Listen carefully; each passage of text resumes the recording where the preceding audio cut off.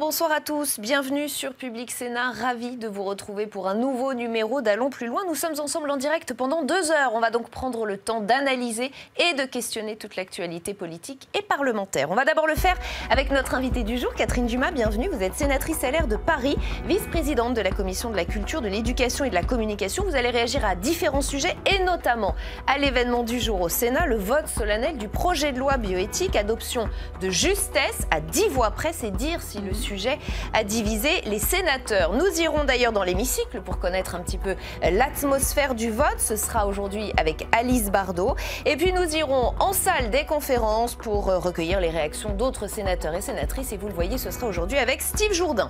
Allons plus loin, c'est aussi le club. 3 intervenants qui ont des choses à vous dire. Vous les voyez avec nous aujourd'hui. Quentin Calmet. Quentin, bienvenue. Bonjour Rebecca. Précisément sur cette révision des lois bioéthiques, vous nous direz qui a voté quoi. Voilà, il y a des votes au Sénat où il y a du suspense. On l'avait vu aussi sur la PMA il y a 15 jours. Ça a été le cas encore aujourd'hui. On va analyser le scrutin ensemble. Avec des petites surprises. Fanny Conqui est aussi avec nous aujourd'hui. Bienvenue Fanny. Bonsoir. Vous allez revenir sur le couac à l'Assemblée autour du congé de deuil après la perte d'un enfant. Et le Sénat compte bien rectifier le tir. Oui, le couple exécutif a dû monter au créneau, ce qui est rare. Et maintenant, c'est au Sénat d'examiner ce texte. Ce sera début mars. Le détail avec vous dans un instant. Bienvenue à Sandra Cerquera dans le club aujourd'hui.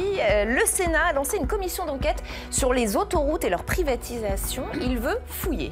Oui, et c'est un sujet sensible. Le tarif des péages a encore augmenté le 1er février dernier. Nous sommes tous prévenus. Dans une demi-heure, Sénat en clair, nous reviendrons sur cette proposition de loi de la droite sénatoriale sur le service minimum dans les transports en cas de grève.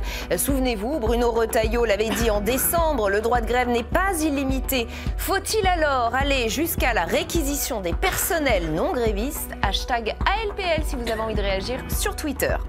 Mais d'abord, le vote solennel au Sénat du projet de loi bioéthique. Le texte passe, mais tout juste 154 pour, 144 contre, 45 abstentions. Un vote compliqué donc, pour lequel il n'y avait pas de consigne dans les groupes. Avant d'en parler avec vous, Catherine Dumas, les premières explications avec Samia Dechir. Jusqu'au dernier moment, impossible de prévoir l'issue du vote. C'est finalement à 10 voix près que le Sénat a approuvé le projet de loi bioéthique, un texte largement modifié par les sénateurs qui n'a porté satisfaction à personne. À commencer par les partisans de l'extension de la PMA aux couples lesbiens et aux femmes célibataires, pour qui le Sénat a rejeté le remboursement par la sécurité sociale. Un recul pour les sénateurs de gauche qui espèrent pouvoir le rétablir en deuxième lecture. Cette mesure ne peut souffrir de moitié d'égalité. Si le texte reste en l'état, la situation actuelle ne se trouvera modifiée qu'à la marge. Celles qui en ont les moyens continueront à avoir accès à l'AMP, comme elles l'avaient déjà à l'étranger jusqu'à présent, mais en toute légalité sur notre sol. Et les autres n'y auront toujours pas accès. Moins médiatisées, les questions de recherche ont profondément divisé tous les groupes politiques. Après d'intenses débats, les sénateurs ont rejeté la recherche d'anomalies génétiques sur les embryons lors d'une FIV. Un examen appelé diagnostic préimplantatoire censé éviter les fausses couches à répétition. La droite et les communistes y voient un risque d'eugénisme. Une improbable alliance entre ces deux groupes a également conduit au rejet du mélange entre des cellules humaines et animales. Nous avons interdit les modifications génétiques et également l'introduction des cellules humaines dans un embryon animal. C'est-à-dire que nous avons interdit les embryons transgéniques et les embryons chimériques. Et là-dessus, me semble-t-il, nous avons fait un vrai travail de bioéthique qui a permis de fixer les lignes rouges que nous ne souhaitons pas voir dépassées. Des lignes rouges qui pénalisent la recherche française aux yeux d'un certain nombre de sénateurs. Car cette technique pourrait permettre d'avancer sur la régénération d'organes, par exemple. Beaucoup comptent donc sur la deuxième lecture pour tenter de réintroduire les mesures rejetées par le Sénat. Allons plus loin donc avec vous. D'abord, Catherine Dumas, qu'est-ce que vous avez voté, vous? Alors, moi, j'ai voté pour. Comme j'avais voté pour l'article sur la PMA il y a quelques jours. Voilà. C'est un vote franc, massif. Vous avez l'air de l'assumer complètement. Il n'y a pas de regret, sûr, pas de bémol. Je pense d'abord que oui, ça me paraît absolument indispensable qu'un sénateur assume son vote. Moi, je dois dire que je j'ai essayé d'accompagner l'évolution de la société dans ma réflexion. Bon, il faut d'abord dire que ce texte, il n'avait pas que la PMA, mais avait aussi un certain nombre de dispositions bioéthiques. Donc il y avait quand même un mélange un peu sociétal, la PMA, avec des choses qui sont d'experts, enfin vraiment de recherche. Donc c'est beaucoup plus complexe. Mais j'étais pour l'ensemble du texte. Le Sénat l'a beaucoup modifié. J'ai essayé de suivre aussi l'avis de tous ceux qui ont été consultés. Il y a une commission spéciale qui a beaucoup travaillé auparavant. Après, il y a eu 5 jours de débat. Et voilà, j'ai fait mon avis, ma conviction, et j'ai voté pour ce texte. Olivier Henno, qui est l'un des rapporteurs du texte, nous disait qu'il faut respecter une éthique à la française. Est-ce que pour vous, elle est respectée dans ce texte? Oui, alors encore une fois, il y a le côté sociétal, et là, je pense que c'est l'évolution d'une société. Il y a le mariage pour tous, donc moi, je ne voyais pas en quoi on pouvait... La PMA pour tous, l'ouverture de la PMA. Voilà. Mais l'évolution précédente a fait aussi, me semble-t-il, qu'à partir de ce moment-là, il était plus normal que des femmes puissent aussi avoir des enfants. Et donc, voilà, il y a une évolution qui fait que j'ai voté pour cet article. Après, sur tous les autres articles, encore une fois, je me suis appuyée sur l'avis des experts. Et c'est vrai qu'on s'est arrêté où on pensait que la recherche devait s'arrêter. Et c'est vrai qu'il faut donner des limites. Ces limites, elles sont difficiles à trouver. D'ailleurs, entre nous, vous l'avez dit, c'est transgroupe. En fait, c'est plutôt une appréciation personnelle. Et donc, j'ai essayé de suivre et de ne pas passer cette ligne rouge où on irait trop loin. Tout de même, l'ouverture de la PMA pour toutes, c'est un oui avec un gros mais quand même. Pas de remboursement de la sécurité sociale pour les PMA dites non médicales. C'est presque une manière de dire non à la Non, non, pas du tout. C'est pas une manière de dire non, parce qu'il y a alors c'est oui à celles qui auront les moyens de le faire. Après, alors oui, ça c'est évident que c'est ce qu'on peut en effet dire. C'est vrai que c'est une limite qui a été mise par le Sénat, après avoir, si en deuxième lecture, elle sera conservée. Mais vous validez ça? Moi, en tout cas, je valide le principe de la PMA. D'accord, on va continuer d'en parler puisque c'est aussi le sujet de Quentin Calmet. C'est l'heure du club d'Allons plus loin.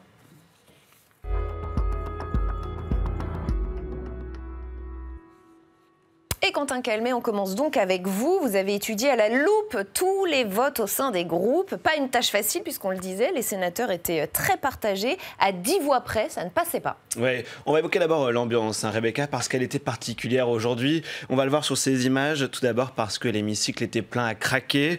326 sénateurs présents aujourd'hui en séance sur 348. C'est assez exceptionnel d'ailleurs, même Gérard Larcher l'a noté pendant la séance. Et comme lors du vote sur la PMA, impossible de savoir qui va voter quoi sur l'ensemble du texte, car dans chaque groupe, on le sait, il y a cette liberté de vote, car sur les sujets sociétaux, il n'y a pas de consigne de vote politique, et donc jusqu'au dernier moment, on ne savait pas qui votait quoi dans l'hémicycle. Et du coup, finalement, ce texte, il convient vraiment à personne? Mais oui, parce qu'on l'entendait dans le reportage de Samia Dechir, ce texte n'apporte satisfaction à personne, car pour les sénateurs favorables à la PMA pour toutes, il n'y a pas ce remboursement, et donc il y a comme cela un bémol sur cette mesure. Et du côté des sénateurs conservateurs, on a réussi à faire passer beaucoup de garde-fous sur la recherche génétique, mais on est défavorable au fait bien qu'il y ait cette PMA pour toutes, d'où ce suspense. Qui votera pour ce texte finalement? Écoutez, Corinne Imbert, c'est une des co-rapporteurs LR du texte, et même elle, juste avant de voter, elle ne savait pas ce qu'il en serait. En fait, ce texte, il plaît à personne. C'est bien la difficulté, c'est pour cette raison que je vous dis que je ne connais pas l'issue du vote. Chaque sénateur va voter vraiment individuellement. Il y aura pas, chez nous, il n'y a pas de consigne, au LA, il n'y a pas de consigne de groupe. Et en fait, tout le monde est mécontent. Tout le monde est mécontent du texte. Donc, il y aura une deuxième lecture. Mais ça serait bien quand même qu'on envoie un texte à l'Assemblée nationale. Alors tout le monde est mécontent, sauf Catherine Dumas sur ce plateau, on y reviendra. Juste un mot, peut-être vous avez préparé des animations pour voir le détail du vote des 3 principaux groupes politiques et on va en parler ensuite. Voilà, on les regarde, c'est parti. Allez. Allons-y, on va commencer par le groupe LR, le principal groupe en importance au Sénat. Vous voyez, sur 144 sénateurs, une très large majorité a voté contre le projet de loi. 25 sénateurs ont voté différemment de la majorité du groupe. Les socialistes, eux, c'est l'inverse. On voyait 63 qui ont voté pour une très grande majorité du groupe. Et chez les centristes, seuls sur 51 sénateurs, 26 sont contre, 11 pour et 14 ne se prononcent pas ou ne prennent pas part au vote. C'est donc l'alliance de la gauche et d'une partie des centristes qui a permis l'adoption avec une vingtaine de sénateurs LR de ce projet de loi de bioéthique. Et ce, alors que la gauche regrettait que la PMA ne soit pas remboursée par la sécurité sociale. Mais c'est là qu'on en revient à ce que vous disiez en plus, Madame Dumas, c'est qu'en fait, c'est cette mesure emblématique sur l'extension de la PMA à toutes les femmes qui devient la mesure symbolique, emblématique du texte. Les sénateurs favorables à cette extension de la PMA ont fermé les yeux sur l'absence de remboursement par la Sécu ou sur la frilosité du projet de loi sur le volet recherche. Quant à ceux qui avaient aimé la très grande prudence du texte sur la recherche, eh bien, ils ont quand même préféré rejeter l'ensemble car il y avait la mesure sur la PMA. Écoutez d'ailleurs Annick Billon, la sénatrice centriste de Vendée qu'on a interrogée juste avant le vote et vous allez le voir, la PMA, c'est ce qui revient tout de suite lorsqu'on l'interroge. Écoutez, je suis arrivée avec mes convictions lors des débats. Parfois, elles ont pu être ébranlées, mais mes convictions n'ont pas changé. Donc, je voterai contre le texte, contre l'ouverture de la PMA pour les couples de femmes et les femmes seules, par exemple. Voilà, et même chose pour Agnès Buzyn, qui semblait se réjouir du vote. Ça, c'était maintenant juste après le vote. Et elle aussi, elle retient essentiellement le vote sur la PMA. Écoutez-la, c'est au micro de Cécile Sixou. Le texte, même s'il acte de très nombreuses différences avec le texte de l'Assemblée nationale, il y a au moins un article qui concerne l'ouverture de la PMA aux femmes seules et aux couples de femmes qui a été adopté, même s'il devra faire l'objet de modifications puisque nous souhaitons le remboursement par la Sécurité sociale. Il y aura encore des navettes parlementaires, mais au moins le Sénat a acté cette ouverture et je pense que c'est un signe important pour ces femmes qui attendent. Voilà, on voit son sourire, elle était émue à la sortie de l'hémicycle juste après le vote. Mais donc un dernier mot pour dire qu'on n'a pas du tout fini de parler de bioéthique, puisque c'est un texte qui est examiné en procédure normale, on l'a oublié, mais donc il y a 2 lectures. Ça existe encore. Ça existe encore, c'est rare depuis plusieurs années maintenant au Parlement, mais il y aura donc une deuxième lecture à l'Assemblée, puis au Sénat. Voilà, on pourra encore revenir sur certaines mesures. Catherine Dumas-Corinne Imbert dit personne n'est satisfait par ce texte. Vous l'êtes? Alors, non, je comprends ce que ma collègue veut dire. En fait, bon, d'abord, je voudrais dire, vous avez raison, très solennel. C'est un texte sur lequel tous les sénateurs ont beaucoup travaillé et on a vraiment pris conscience que c'était très important pour la société, qu'il y avait un regard de la société. Donc ça, c'est un premier fait. Après, c'est une avancée pour la société, mais c'est une discussion et rien n'est abouti parce que c'est un sujet de société et qu'on ne peut pas dire qu'on règle un sujet de société comme ça, pas du tout. Donc c'est une avancée. Bon, il y a l'avancée législative, il y aura en effet un retour au Sénat.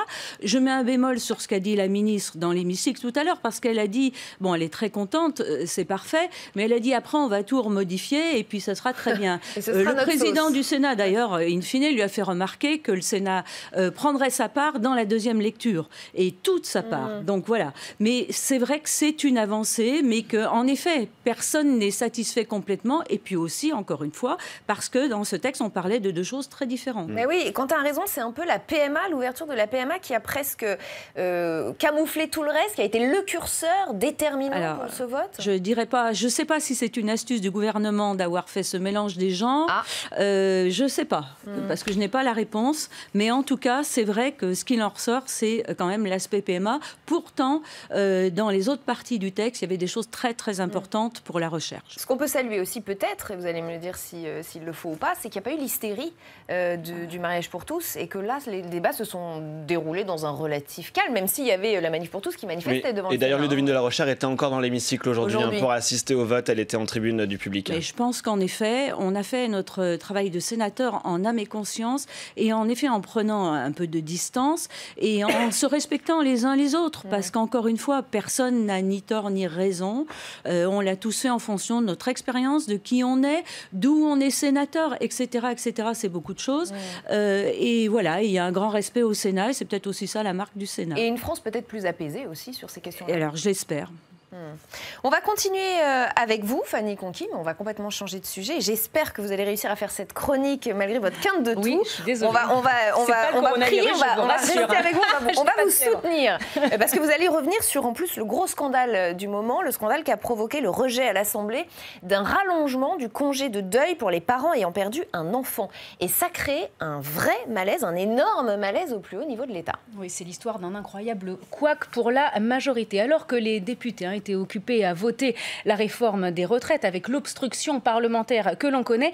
Eh bien, ce qui a mis le feu aux poudres la semaine dernière, c'est un tout autre sujet. Les députés débattaient d'une proposition de loi déposée par le groupe UDI Agir. Objectif, rallonger le congé pour les parents ayant perdu un enfant, rallonger ce congé de 5 à 12 jours. Une proposition qui semble consensuelle, sauf que le gouvernement a donné un avis défavorable. Muriel Pénicaud souligne que c'est un congé qui serait payé uniquement par l'entreprise. La majorité estime que les salariés en deuil pourraient bénéficier de jours de congé offerts par leurs collègues. Bref, le texte est rejeté et ce vote suscite l'indignation de l'opposition. Depuis la semaine dernière, les critiques viennent de toutes parts et dénoncent une majorité sans humanité, des comptables qui ne pensent qu'à l'argent, des technocrates qui ne connaissent rien à la vie, une faute morale. Certains parlent de députés godillots. L'opposition dénonce des députés LREM qui votent sans esprit critique, sans discernement. Écoutez, Damien Abad, il était sur le plateau de Public Sénat ce matin. L'attitude parfois un peu systématique des députés de La République En Marche a montré à travers cet exemple-là toutes ses limites. Il n'y a plus de mécanisme d'alerte. Il y a des députés, malheureusement, qui ont tendance, parce que le gouvernement a dit ça, de voter comme un seul homme. On se demande parfois si un ministre dit il faut se jeter à l'eau, est-ce que finalement tous les députés vont le faire derrière? C'est ce manque de discernement qui crée cette polémique-là. Et face à cette polémique, la majorité a fait machine arrière. Effectivement, vu l'ampleur et l'unanimité de la polémique, opération mea culpa de la part du gouvernement. Dès le lendemain du vote, Muriel Pénicaud admet une erreur collective. Pour rattraper cette énorme erreur ce week-end, et c'est assez rare pour être souligné, Emmanuel Macron est obligé de monter au front, de traiter ce sujet et de demander au gouvernement de faire preuve d'humanité. Les députés LREM déclarent alors qu'ils sont prêts à revoter rapidement et veulent même aller plus loin. Mais le feu est loin de s'éteindre. Certains dénoncent un texte qui était mal ficelé et décidément, le couple exécutif est obligé de monter au créneau.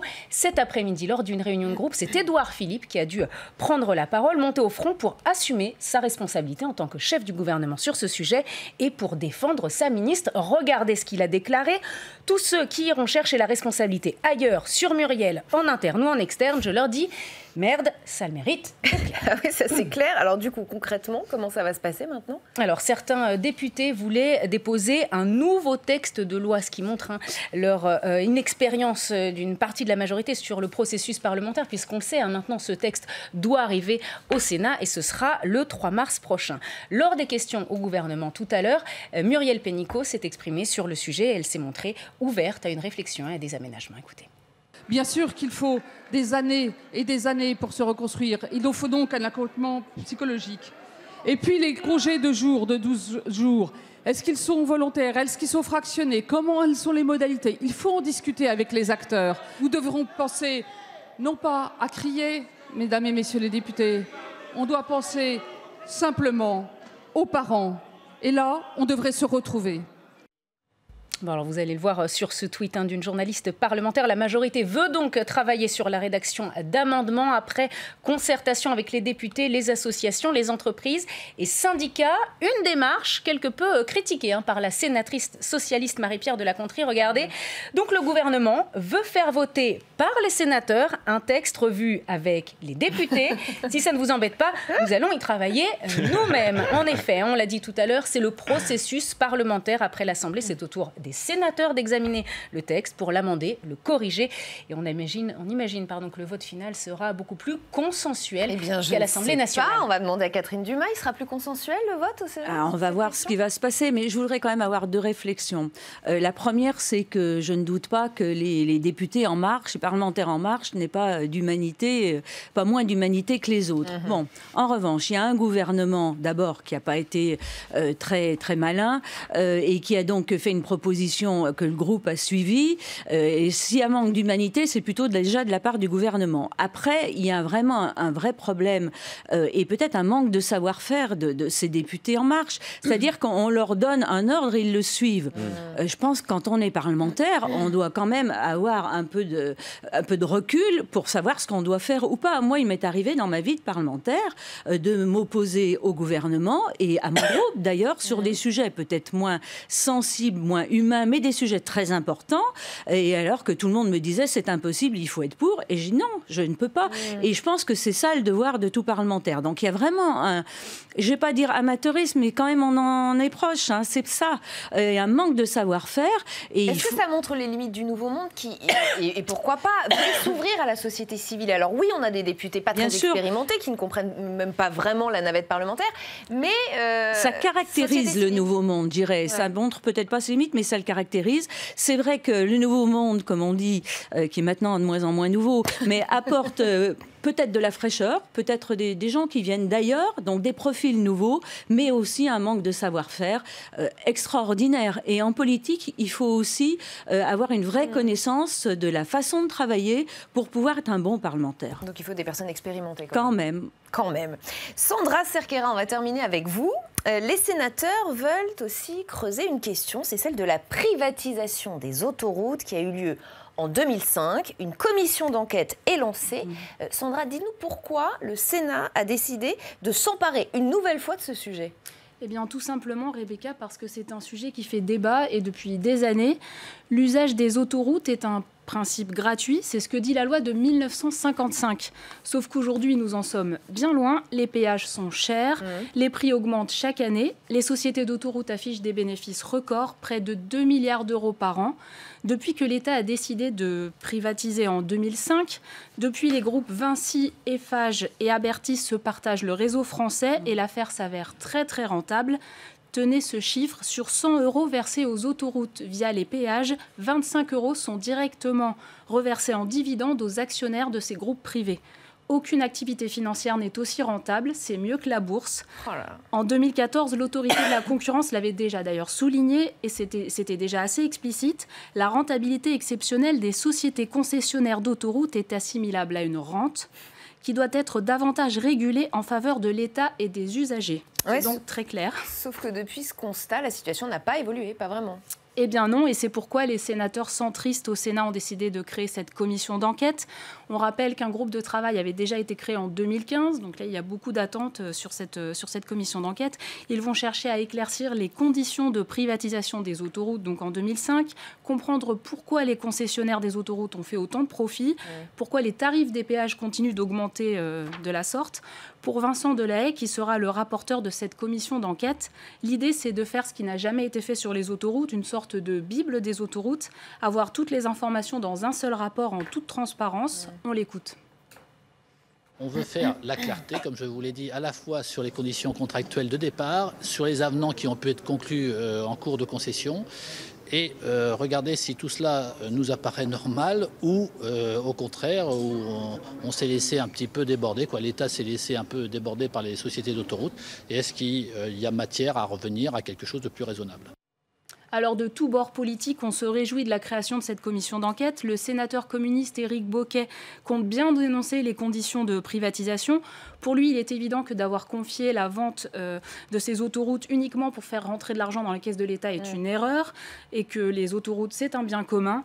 Il est essentiel pour lui de revenir dessus au moment même où le gouvernement est en train de lancer d'autres privatisations. Dans le débat du moment où on parle de privatiser les aéroports de Paris, où on vient de privatiser la Française des Jeux, ça n'est pas anodin. Ça n'est pas anodin. Si tout le monde reconnaît aujourd'hui que ça a été une erreur, on ne va pas recommencer les mêmes erreurs. Et, il serait bien de comprendre ce qui s'est passé avec ces autoroutes. C'est un fiasco, sauf pour les actionnaires des compagnies d'autoroutes, les grands groupes. Et Sandra, je crois que les sénateurs ont déjà une petite idée des personnes qu'ils veulent auditionner. Oui, la commission d'enquête a 6 mois pour travailler et elle va réaliser beaucoup d'auditions. Parmi les auditionnés, il y aura bien sûr les concessionnaires privés, les opérateurs ou les usagers. Mais certains membres de la commission d'enquête souhaitent aussi aller plus loin avec des auditions plus politiques, comme celle de Thierry Breton, qui était ministre au moment de la privatisation en 2005, ou encore celle de Ségolène Royal, qui a signé en 2015 les fameux avenants au contrat. À l'époque, elle avait voulu taper du poing sur la table pour réclamer le gel des tarifs des péages. Cela avait fait grand bruit, mais au final, elle a fini par céder en signant un accord jugé avantageux pour les sociétés autoroutières. Donc, on l'a vu, on le voit, s'attaquer aux autoroutes n'est pas chose facile. Les sénateurs le savent, il y aura de la confrontation, nous confie encore tout à l'heure le rapporteur. Et là non plus, on n'a pas fini d'en parler. Catherine Dumas, un fiasco cette privatisation des autoroutes, vous diriez la même chose? Je ne sais pas, et certainement pas pour tout le monde, non. Ce qu'il faut dire, c'est que la France a un très beau système d'autoroutes. On a un réseau d'autoroutes assez extraordinaire. En 2005, on a décidé de privatiser. La droite, voilà, exactement, Dominique de Villepin. Ça a rapporté beaucoup d'argent, près de 15 milliards. Et c'est vrai que depuis, il y a eu une hausse des tarifs. Après, il y a l'entretien des autoroutes. Il y a une certaine opacité. On ne sait pas très bien comment tout ça se passe. Les marchés, à qui, comment, etc. Et je pense que le fait que le groupe centriste prenne cette initiative de cette commission d'enquête, c'est très bien parce qu'il n'y a jamais eu de vrai bilan, mais global, où on en est par rapport aux autoroutes en France. Il y a eu après un certain nombre de choses en 2015, en effet, avec un gel des tarifs, mais aussi une possibilité de les augmenter, si j'ai bien compris, entre 2019-2023, c'est-à-dire maintenant. Donc c'est quand même intéressant à savoir, avec des avenants, en effet, qui apparemment allongent les concessions. Donc tout ça, c'est beaucoup de questions et aussi pas beaucoup d'opacité quand même. Donc je pense que c'est intéressant qu'on puisse en y voir plus clair. Est-ce que ça ne vient pas d'un peu d'aigreur de la part de l'État parce qu'il se rend compte aujourd'hui que c'est de l'argent qui ne vient pas dans ses caisses? Alors ça, je ne sais pas, mais enfin, comme il était dit dans le reportage... C'est un peu facile, je veux dire, après quelques années... L'État envisage aussi de privatiser, donc d'autres ADP, Aéroports de Paris, la Française des Jeux. Je ne sais pas si... Non, je ne pense pas que ça vienne de l'État. Je pense que là, le Sénat est vraiment dans son rôle de contrôle, et là, on est vraiment dans le rôle du Sénat, et donc c'est faire le point sur quelque chose qui génère beaucoup d'argent, qui est très important dans la vie des Français, qui est important aussi parce que la hausse des tarifs, c'est important pour les Français tous les jours. Tous ceux qui doivent prendre l'autoroute pour aller travailler tous les jours. En province, il y en a énormément, ça coûte cher. Donc, c'est normal qu'on donne des explications et qu'on apporte quelque chose, des informations claires aux Français. Catherine Dumas, vous allez rester quelques minutes encore avec nous, si vous le voulez bien. Avec On va plaisir. regarder ensemble Ça se passe chez vous, spécial municipal.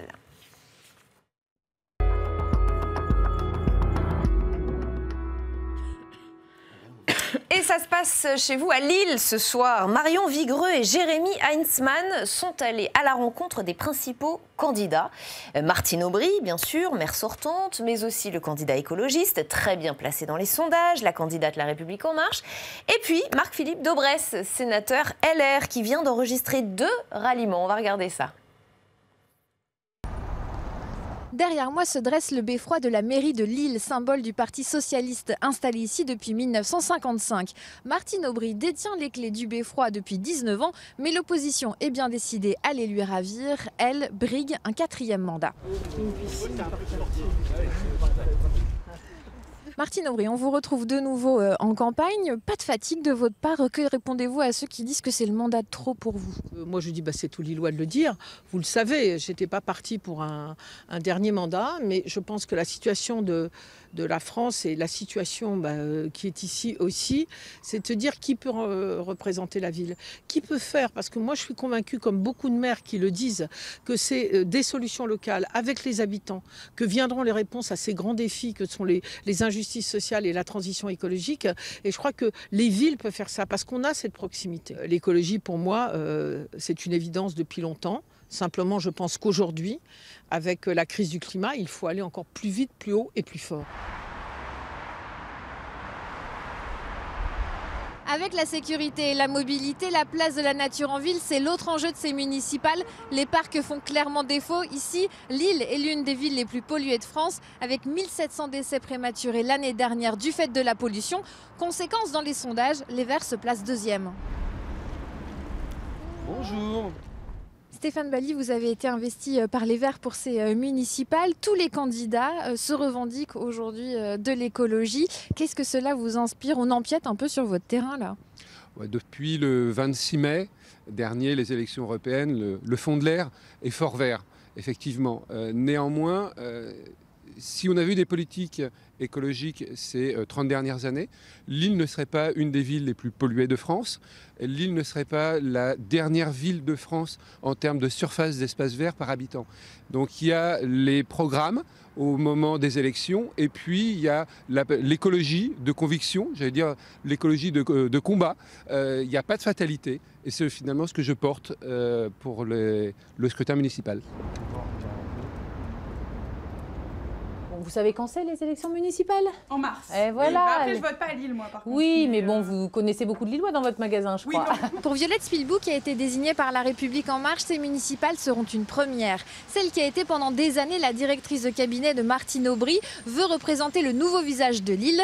Trahison pour les uns, refus de se soumettre pour les autres. Comme ça, une équipe qui vient présenter le programme d'une candidate. Violette Spilbou, quelle place est-ce que vous pouvez prendre désormais? Notre mouvement Faire respirer Lille va de la gauche au centre droit. Il rassemble très largement. On est dans l'esprit du mouvement de La République En Marche. Pour moi, il y a un système, une chape de plomb ici dans cette ville depuis 25 ans, gouvernée par les socialistes et les Verts ensemble, qui fait que les associations, les citoyens ne se sentent pas libres de s'exprimer, de monter des projets, ne se sentent pas accompagnés suffisamment par la ville. Et je me sens en responsabilité pour accompagner un vrai changement de méthode. Et il faut renouveler les visages en politique. À droite, l'union est née ce vendredi autour de la candidature de Marc-Philippe Daubresse. Donc nous avons l'ensemble de la droite et du centre qui sont réunis. Il n'y a plus la droite la plus bête du monde, elle est un peu plus intelligente. Et il y a d'autre part la députée Valérie Petit, qui a été députée En Marche, qui a démissionné d'En Marche et qui incarne une offre politique intéressante en matière de transition écologique, de démocratie collaborative. Et donc nous réunissons tout cela, ce qui mécaniquement fait de nous le challenger de Martine Aubry, la seule alternative crédible à Martine Aubry. Dans le même temps, le président du département ex-LR annonçait qu'il voterait Martine Aubry au second tour. La campagne ne manque donc ni de rebondissement, ni de piment.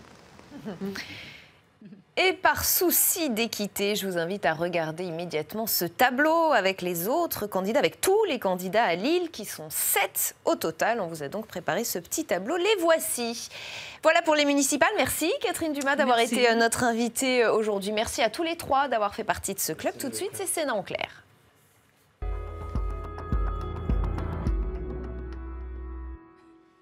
Sénat en clair consacré ce soir à cette proposition de loi qui vise à garantir un service minimum pour les usagers des transports en cas de grève. Elle vient de la droite sénatoriale qui n'a pas supporté le blocage de toute l'Île-de-France. Souvenez-vous, c'était lors du mouvement contre la réforme des retraites, il y a tout juste quelques jours, quelques semaines. La question étant, faut-il aller jusqu'à réquisitionner les grévistes? Y a-t-il un risque d'atteinte au droit de grève? On va s'interroger sur toutes ces questions avec nos invités après les détails du texte qui nous sont donnés par Pierre-Henri Holderbaum. Le 5 décembre dernier, les grèves des transports débutaient, contraignant une grande partie des usagers pendant plus d'un mois. Quelques jours auparavant, Bruno Retailleau, le président des sénateurs Les Républicains, propose une loi sur le service minimum en cas de grève. Pour la rapporteure de la loi, Pascale Gruny, cette proposition répond aux besoins de circuler des citoyens. Donc cette PPL va effectivement pouvoir aller jusqu'à la réquisition du personnel pour assurer les transports. Pour la sénatrice, c'est un juste équilibre entre le droit de grève et l'encadrement de la grève. C'est une question d'équilibre, c'est-à-dire qu'on a le droit à la grève, bien entendu, mais le législateur a le droit de l'encadrer, la grève, et surtout de répondre à d'autres principes, continuité des services publics, et puis aussi de répondre aux besoins de la population. Mercredi dernier, après l'examen en commission, la proposition de loi est adoptée. Son article phare, l'article 3, la définition du service minimum, est confiée aux autorités organisatrices des transports.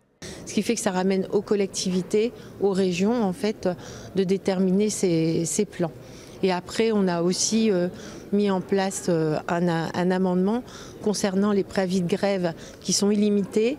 Donc là, en fait, on les a réduits pour les rendre caducs au bout de 5 jours où il n'y a pas un gréviste. La proposition de loi envisage aussi un remboursement simplifié des abonnements de transport. Un remboursement automatique pour les usagers, sans avoir besoin de faire la demande, notamment quand ils ont pris leurs abonnements via des services dématérialisés. En revanche, pour les achats de billets dans une gare ou dans une station, il faudra faire une demande de remboursement sur Internet ou à un guichet.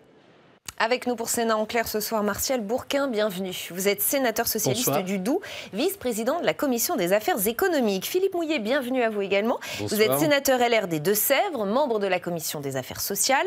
Olivier Thériault, bienvenue, délégué du personnel CGT RATP Bus.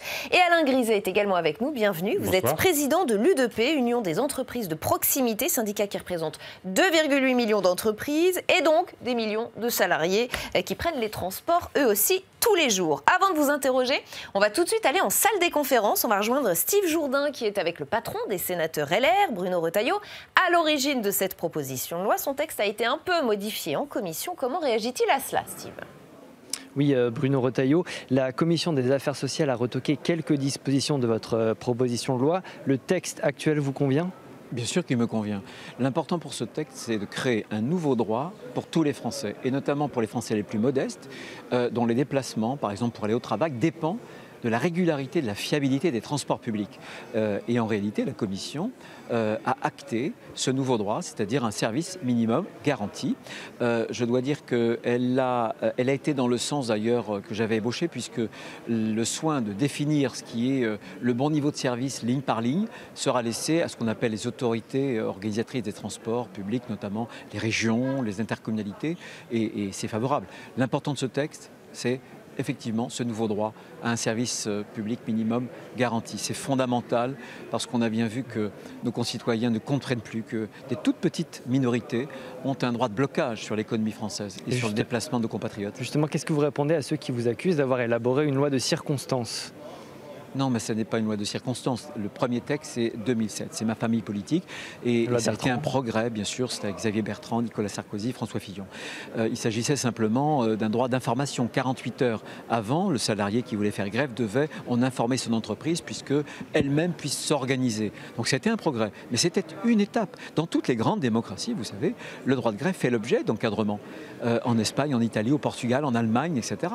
Donc je pense qu'on ne peut plus aujourd'hui dire qu'un droit de grève, c'est un droit absolu, qui ne connaît pas de limite. Je pense qu'il y a la continuité du service public, et puis il y a le droit de grève. Et justement, ma proposition de loi vise à trouver le juste équilibre entre les deux, et on y a tous intérêt. En quelques mots, est-ce que vous pensez que cette proposition, que votre texte sera adopté par le Parlement, que La République En Marche va vous suivre sur La ce République texte ? En Marche, c'est souvent le courage fuyant. Donc, je veux dire que les propositions de loi qui sont votées au Sénat et qui sont un peu courageuses, en règle générale, ça fait trembler La République En Marche. Mais peu importe, je pense que c'est le sens de l'avenir. Je pense qu'aujourd'hui, pour des raisons écologiques, si on veut développer la part des transports publics plutôt que la part de la voiture, il faut que les transports publics soient beaucoup plus fiables. Et encore une fois, ce n'est pas les Français du haut, c'est les Français qui dépendent journellement, qui n'ont pas les moyens de prendre un taxi. C'est chez eux que ça fait le plus de dégâts. Il faut y réfléchir. Merci Monsieur Retailleau d'avoir répondu à mes questions. C'est à vous Rebecca. Merci à vous Steve et merci à Bruno Retailleau d'avoir accepté de répondre à vos questions. Martial Bourquin, elle a du sens cette proposition de loi de Bruno Retailleau après tout ce qu'on a vécu en Ile-de-France ces dernières semaines? Elle a du sens parce que c'est une volonté de s'en prendre au droit de grève.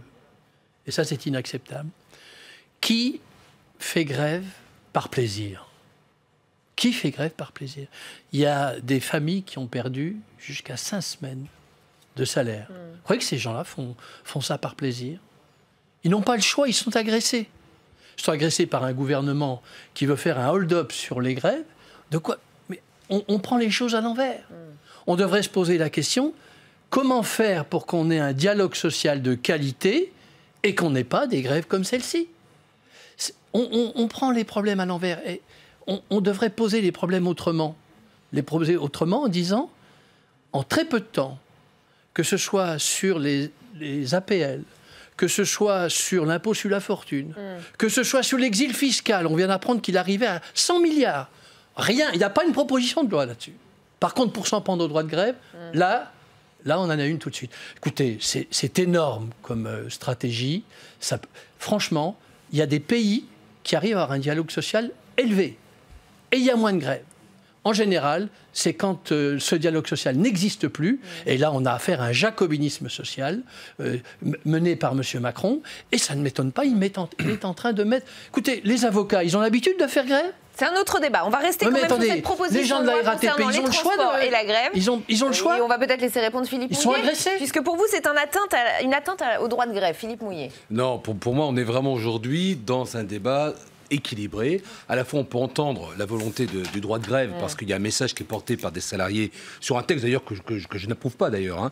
Mais en même temps, comment est-ce qu'on peut faire en sorte qu'une minorité bloque complètement le pays avec toutes les incidences qu'on peut avoir. Donc l'idée, c'était vraiment pour Bruno Retailleau d'avoir à la fois cette capacité d'exprimer un mécontentement pour des salariés, et puis en même temps pour une partie des professions qui sont évoquées, mais tout en faisant en sorte qu'on puisse quand même avoir cette notion de continuité. Je crois que le mot continuité est essentiel dans le débat. Continuité de service public. Continuité de service public pour faire en sorte que les salariés puissent tout de même travailler, pour faire en sorte qu'il y ait un minimum de services qui soit proposé. Et je crois que c'est un enjeu fondamental, certes sur Paris, mais d'une façon générale, c'est un enjeu, c'est un droit nouveau que nous portons.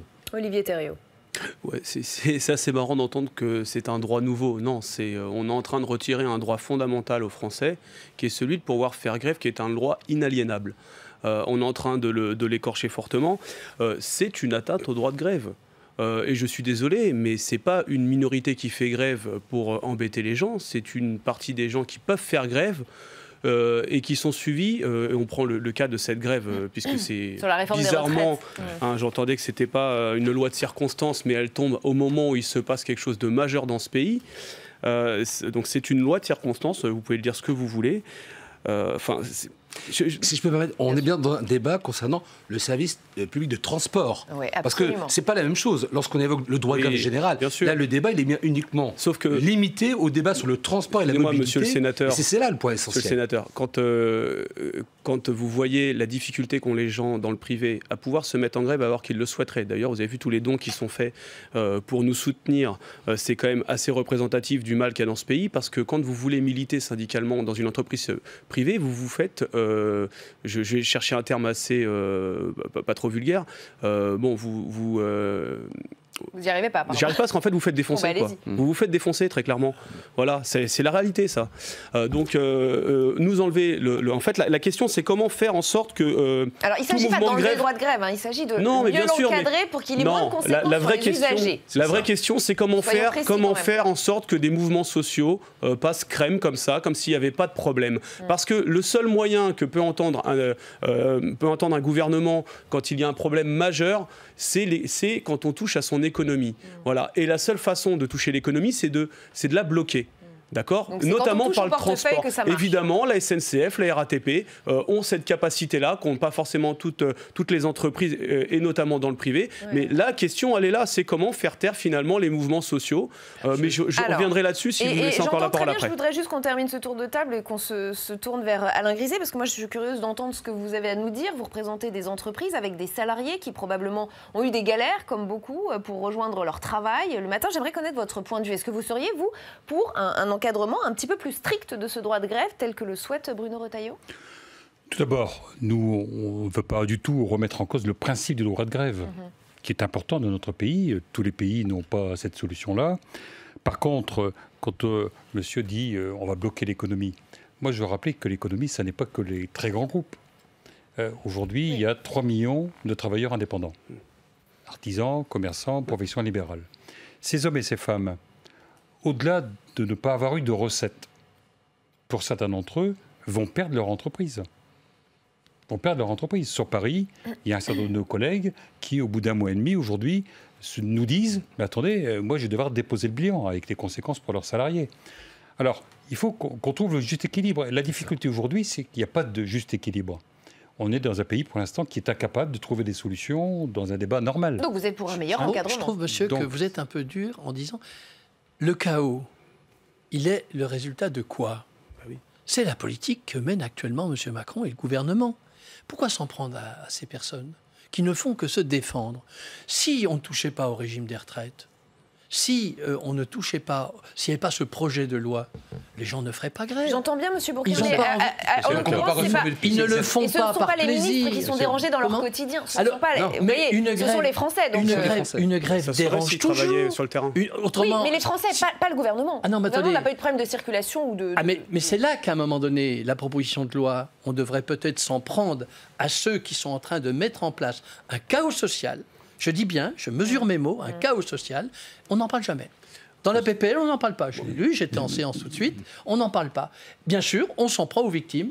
On ne s'en prend pas à ceux qui sont en train de mettre en place un néolibéralisme qui est en train de paupériser notre nation. Les victimes, pour l'instant, ce sont les usagers. Non. Les Français sont les victimes. On va peut-être laisser répondre Alain Griset. Si demain ils perdent 500-600 euros sur leur retraite... Monsieur le sénateur Bourquin, j'ai eu à plusieurs reprises l'occasion, avec beaucoup de plaisir, d'échanger avec vous sur beaucoup de domaines.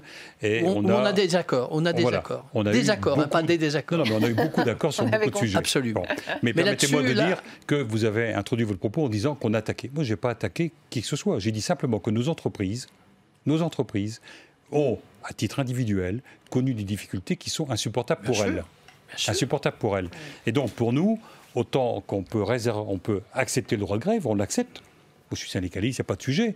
Mais les conséquences qu'il y a eu pour nos entreprises ne sont pas acceptables pour nos entreprises. Et pour les usagers des transports. Olivier Thériault et Philippe Mouillet. C'est quand même assez fort. On a l'impression qu'en fait, c'est à cause des grévistes que les entreprises ne vont pas bien. Mais, dans ce cas de figure, il y en a certains, oui. D'accord, mais enfin, dans l'ensemble quand même, il me semble que la politique néolibérale, elle fait beaucoup de mal aux entreprises et aux plus vulnérables. Donc c'est un peu fort de café quand même de remettre ça sur le côté, c'est à cause des grévistes. D'autant plus que, si je devais imaginer la chose, vous avez aujourd'hui une fièvre sociale qui est quand même assez impressionnante et en fait on n'a rien trouvé de mieux à travers cette loi de casser le thermomètre. Vous voyez, juste on se dit bah non, on va pas voir ce qui va pas, hein, on va casser le thermomètre. Hein, c'est comme quand on enlève un voyant rouge dans une voiture, s'il s'allume plus, il n'y a pas de voyant rouge. Et c'est ça qui est en train de se passer, et c'est ça qui est vraiment dangereux. Vous croyez vraiment qu'en plaçant une loi comme ça, on va calmer la rage sociale qui est en train de monter en France? Je pense que là, Je pense que c'est pas l'objectif. Mais ce sera le résultat, monsieur. Le problème, c'est ça, c'est que c'est décidé par des personnes, vous l'avez dit vous-même, qui ne sont pas touchées. Ils ne savent pas ce qui se passe en fait. Ils ne descendent pas. Ils viennent pas voir. En voiture avec chauffeur, c'est sûr que sur la question des transports. Juste, on va s'arrêter 2 secondes. Bruno Retailleau l'a dit, il existe déjà une loi qui encadre le droit de grève pour en limiter l'impact sur les usagers des transports. C'est effectivement la loi Bertrand de 2007 qui a instauré, regardez, une procédure d'alarme sociale et l'obligation individuelle de se déclarer gréviste 48 heures à l'avance. Mais attention, nous dit la sénatrice LR Pascale Gruny, ces dispositifs sont sans effet lorsque le motif de la grève dépasse l'entreprise elle-même et vise des revendications que l'employeur ne peut satisfaire. Est-ce que ça prouve que ce texte ne suffit plus, le texte actuel? Alors oui, c'est tout à fait. Vous avez donné l'illustration. On a un texte qui est adapté lorsqu'on est dans un mouvement social au sein de l'entreprise. Dès lors qu'on est sur un combat national. Et d'ailleurs, je rappelle que le texte de loi n'est pas là pour défendre ou pas la position du gouvernement sur le débat des retraites. On est bien aujourd'hui, nous, dans une démarche, la LR, où on est avant tout basé sur cette notion de continuité de service public. Donc aujourd'hui, le texte, c'était un premier pas dans le dialogue social. D'ailleurs, le titre de la loi, c'était dialogue social à l'époque, le mot était utilisé. Et aujourd'hui, on considère qu'il faut aller plus loin et on doit adapter nos textes de loi à la réalité de ce qu'on a vécu. Il y a un mois, on a des éléments concrets et on voit bien qu'il y a urgence à avoir si vous permettez. Simplement, sur la question qui est posée, est-ce que vous ne pensez pas qu'il faut s'arrêter aujourd'hui sur l'état des relations sociales dans notre pays, la France? On est bien d'accord là-dessus. J'ai écouté Todd dimanche, j'ai écouté plusieurs personnes qui se disent « Faites attention, tous les voyants sont au rouge ». En plus, il y a l'impertinence du pouvoir, c'est-à-dire, et puis cette volonté d'avoir le pouvoir et puis de regarder les autres en disant « ça sera comme ça ». On ne discutera pas. C'est ça les causes de la grève. Alors, je vous propose qu'on aille dans l'hémicycle. Et si jamais vous mettez en place un vrai dialogue social, comme ça existe dans certains pays, eh bien vous verrez qu'on ne se posera plus ces problèmes-là, parce qu'ils ne se poseront pas. Mais là, vous êtes en train de mettre un chaos social dans ce pays, et on est en train de se dire comment on peut faire pour faire travailler les gens quand ils sont en grève. Parce que c'est ça la question. On a compris votre logique. On va aller dans l'hémicycle, puisque le texte est débattu en ce moment même. On va rejoindre tout de suite Alice Bardot. Dans quelle atmosphère se déroulent les débats? Est-ce que c'est comme ici, sur ce plateau, assez énergique?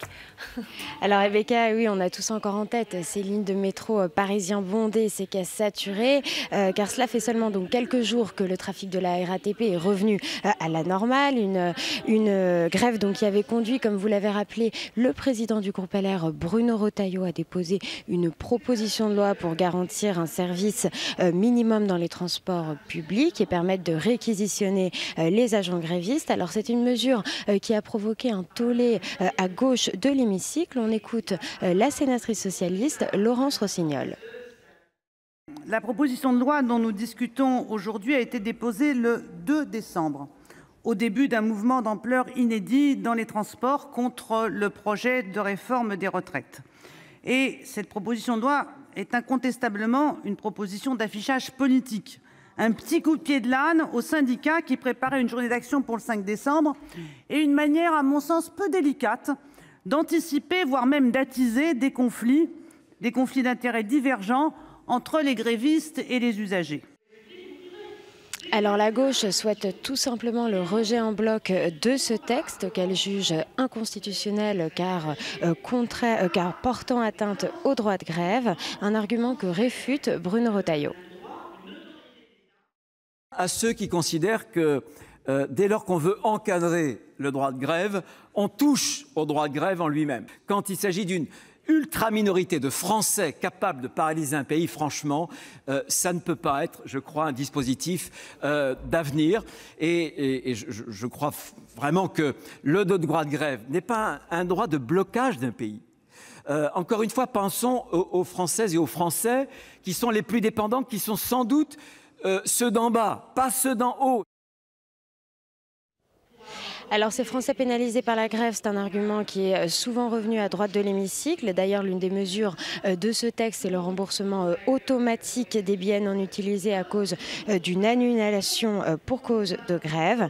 Si le gouvernement n'est pas contre l'idée de faire évoluer le cadre juridique de l'exercice du droit de grève, il craint aussi l'inconstitutionnalité du texte et préfère prendre, je cite, le temps de la concertation sociale. Mais pour l'instant, Rebecca, donc les débats sont encore en cours dans l'hémicycle. Merci beaucoup Alice pour toutes ces précisions. Olivier Thériault, avez-vous déjà pensé à d'autres moyens de contestation que cette grève qui pénalise les usagers? Je ne sais pas, je pense à des opérations transport gratuit, des choses qui seraient favorables aux usagers et qui vraiment attaqueraient le portefeuille. On entend souvent parler de ça, le transport gratuit. Enfin, c'est pas nous qui organisons le transport, c'est pas nous qui en faisons les recettes déjà, premièrement. Et si nous, on faisait la grève... Non, mais il y a des opérations péage ouvert, par exemple. D'accord, là, du coup, les gens ne payent pas le péage. Les personnes sont poursuivies quand ils font ça. Si moi, demain, je refuse de vendre un ticket, je peux être viré. Donc ça, voilà. Et ça, la RATP, par exemple, se fera beaucoup de plaisir. De vous sentir. Moi, ce que je ne comprends pas, par exemple, on parle de réquisition quand même. Alors déjà, je serais assez curieux de voir sous quelle forme. On va faire quoi? Un tirage au sort? On va faire ce jeu de poker, encore une fois, comme on fait avec les lois qu'on est en train de passer. Et Dieu sait que là, dans la période, on voit bien qu'on n'a pas beaucoup de réflexion sur la façon dont on vote les lois dans certains partis. Mais c'est quoi? On va réquisitionner. Alors, moi, je veux bien la réquisition. Ça existe déjà. Dans le cas où il y a un danger pour l'État, on va réquisitionner. Quand il y a eu les attentats, par exemple, on a réquisitionné les agents. D'ailleurs, dans des conditions plus que contestables. Pas sur juridiquement, mais sur leur propre sécurité. Mais en quoi c'est un danger pour l'État de faire grève à la RATP, à la SNCF, dans les transports? Moi, je ne comprends pas. Il y a des métiers dans lesquels le droit de grève est restreint, comme par exemple dans la santé. On est d'accord. Mais regardez l'état de la santé. Regardez, alors évidemment, ils ne vont pas s'arrêter de travailler parce qu'il y a une question de santé publique. Là, pour le coup, il y a un vrai enjeu de santé publique. Mais il est dans quel état ils sont dans quel état nos hôpitaux? Parce qu'ils sont en grève, on n'en parle pas, ils sont en grève, les agents des hôpitaux. Mais comme eux, ils sont quand même obligés d'être réquisitionnés à minima, on n'en parle pas. Ça a moins d'impact. Donc vous voyez, je ne vais pas m'étendre là-dessus, mais c'est un faux débat. Le vrai débat, je suis d'accord avec vous, le vrai débat, c'est comment on en arrive là et pourquoi aujourd'hui on est obligé de chercher des superfuges, des choses pour dévier en fait. Le vrai sujet de fond, c'est comment ça se fait que ce pays est dans cet état. Et je trouve d'ailleurs, franchement, je trouve ça même un peu opportun dans la période, quand Mme Pécresse s'insurge de ça, que votre groupe... le groupe politique que vous représentez plonge là-dedans à la veille de municipales. On pourrait croire que vous êtes une alternative à la REM. Moi, j'y vois même. C'est ce que dit Laurence Rossignol. Non, mais moi, je partage cette analyse parce que d'un côté, on a le Conseil d'État qui retoque des trucs. On dit non, mais ceux à droite sont contre la REM. Mais là, vous partagez exactement la même analyse qu'eux sur le fait qu'en fait, il faut passer les réformes et que ça s'entende pas. Alors, Alain Griset et ensuite Philippe Mouillet. Je vous promets. Non, mais moi, je vais partager avec le sénateur Bourquin le fait qu'il serait bien qu'on ait un dialogue social plus abaissé et qui aboutit à des résultats. Tout passe par là. Et l'UDP, on souhaiterait. Tout passe par là. Mais au-delà de ça, on a fait des choix en France sur le transport, SNCF et RATP, d'avoir un service public. Il y a beaucoup de pays dans lesquels c'est du privé, pur et dur. Nous, on a un service public. Le fait même d'avoir un service public, il y a une sorte d'obligation. qui est rendu aux Français, parce que le service public, il est comme financé par l'ensemble des Français, par l'impôt. Et que par conséquent, ce principe même de financement d'un service public, pour nous, nécessiterait qu'il y ait un minimum de garantie. Et à mon avis, ce minimum de garantie n'empêcherait aucunement les salariés de manifester leur mécontentement par la grève. Oui, je suis sur la même analyse. D'ailleurs, je suis dans le même constat. Aujourd'hui, il y a plein de sujets pour lesquels on a des difficultés. Vous parlez des hôpitaux, domaine que je connais bien. Il y a une crise des hôpitaux. Donc, on sait bien qu'aujourd'hui, il y a des vraies difficultés dans ce pays et que le gouvernement ne prend pas forcément les bonnes décisions.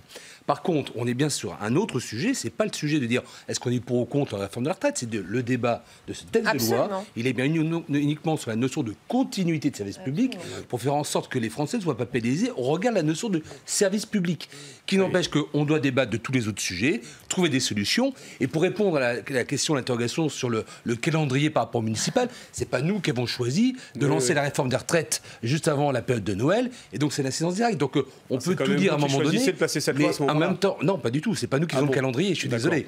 Donc à partir de là, la proposition de loi de Bruno Retailleau, c'est lui qui l'a décidé. La retraite, non. Non, mais voilà. Merci beaucoup. Martial, non, j'avais peur de m'être trompé quand même. Je pense que cette proposition de loi ne passera pas. Elle a un caractère anticonstitutionnel. Bien sûr. Et heureusement qu'on ne touche pas au droit de grève. À vérifier. Heureusement qu'on ne touche pas. Elle a été modifiée en commission quand même. La réquisition, par exemple, des grévistes, ce serait après 3 jours de carence. Peut-être que ça peut passer. Malgré cela, je pense que le caractère anticonstitutionnel, le gouvernement vient de se faire laminer sur son projet de retraite par le Conseil d'État, sur la loi Castaner et tout cela. Je ne suis pas sûr qu'il va faire une chose comme celle-là. Mais cependant, moi, je vous ai entendu tout à l'heure. Moi, j'ai des petits commerçants dans la ville où je suis. J'ai des PME. Hein, ce pas des grosses sociétés et tout cela. Hein. Ils ont souffert. Bien sûr. Moi, j'ai envie de dire, ce gouvernement est casse-cou. On ne peut pas allumer des feux comme ça dans l'ensemble de la nation. On ne peut pas jeter comme ça le dialogue social. Parce que le dialogue social, selon Macron, c'est quoi? C'est, je vous donne... Vous avez vu la conférence de financement? Les critères sont ceux-là. Vous réussissez, en gros, vous faites ce que je dis. C'est pas ça. Il faut remettre le dialogue social à l'ordre du jour. Et je pense que la solution au problème, c'est de dire ce projet de retraite, on le retire. Je vous assure, il est retiré. Des gens qui ont des semaines de grève, ils reprennent le travail. Et après, on se remet à discuter et on essaye de se dire notre système de retraite, il n'est pas si mal que ça. On va essayer de l'améliorer. Parce qu'il a quelques trous dans la raquette. Le temps file, il nous reste 1 minute. Et on refait du dialogue social à un haut niveau. Si, c'est le sujet. J'entends que ça peut. Plein d'artisans sont en difficulté. Enfin, il y a plein d'artisans qui sont venus nous aider et nous donner à manger, par exemple. Oui, donc, parce qu'ils peuvent être en difficulté, avoir bon cœur quand même. C'est pas incompatible. C'est surtout qu'ils comprennent pourquoi on fait la grève. Vous voulez dire qu'il y a eu une grève par procuration et que ce que je veux dire, c'est que faut pas faire de misérabilisme sur le dos de la grève, quoi. Et faut pas contester qu'il y a quand même des gens qui ont des difficultés quand même. On ne conteste pas, mais expliquer qu'ils n'auront pas de retraite demain et qui ira acheter quoi avec le peu de retraite qui les attend dans leur système. Les artisans n'ont pas grand-chose à craindre avec la réforme des retraites. Très sincèrement, vous parlez de financement, mais moi je vous invite à regarder comment le financement il s'est réduit dans le transport public, parce que le service minimum, je suis désolé de vous le dire, mais c'est ce qu'on fait tous les jours. Avec un minimum de service, on assure un maximum. Et là, les conséquences aussi de la grogne qu'il y a à la RATP, c'est qu'on est en train d'user les agents. Et je ne vous parle pas de la privatisation qui est en train d'arriver. Donc ça me fait bien rigoler quand on nous met face à nos responsabilités. Je pense que le service public, on l'a à cœur en tant que salarié de la RATP. Et faire grève, moi j'en suis à 62 jours, je vous le rappelle, ça me fait vraiment pas plaisir. Parce que moi, justement, je ne peux pas aller acheter quelque chose chez les commerçants. Et on s'arrêtera sur ce cri du cœur, j'ai envie de dire. Merci en tout cas à tous les 4 d'avoir participé à ce débat. La suite d'ALPL, c'est le match des idées et le grand débat. Avant cela, notre module spécial municipal. Vous le savez, Public Sénat se mobilise pour vous faire comprendre les mécanismes de ce scrutin. Zoom aujourd'hui sur les conditions qu'il faut remplir pour se porter candidat, pour se présenter et pour devenir maire. Un programme très pédagogique réalisé en partenariat avec France 3 Noah, chaîne de la Nouvelle-Aquitaine.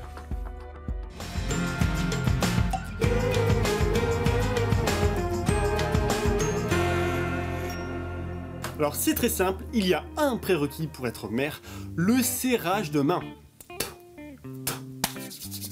Allez c'est parti. Et alors avec le smile hein.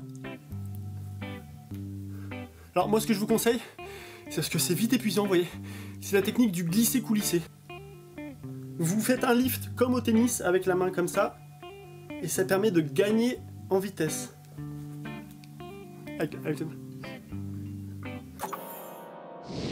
Pour être maire, il faut avoir au moins 18 ans le jour de l'élection, être de nationalité française ou d'un pays membre de l'Union européenne, ne pas être sous tutelle ou curatelle, ne pas avoir perdu la jouissance de ses droits civiques, et enfin, il faut être électeur dans la commune où l'on souhaite candidater, ou alors y payer des impôts locaux. Par exemple, si vous possédez une maison de vacances dans le fin fond de la Creuse, vous pouvez vous y présenter. Il existe cependant une exception à cette règle pour les députés et les sénateurs qui souhaitent devenir maires. La loi leur permet de se présenter dans toutes les communes du département où ils sont élus, sans avoir forcément le moindre lien avec la commune. Si le candidat remplit tous ces critères, il ne lui reste plus qu'à se présenter sur une liste. Et oui, en France, on ne vote pas directement pour le maire.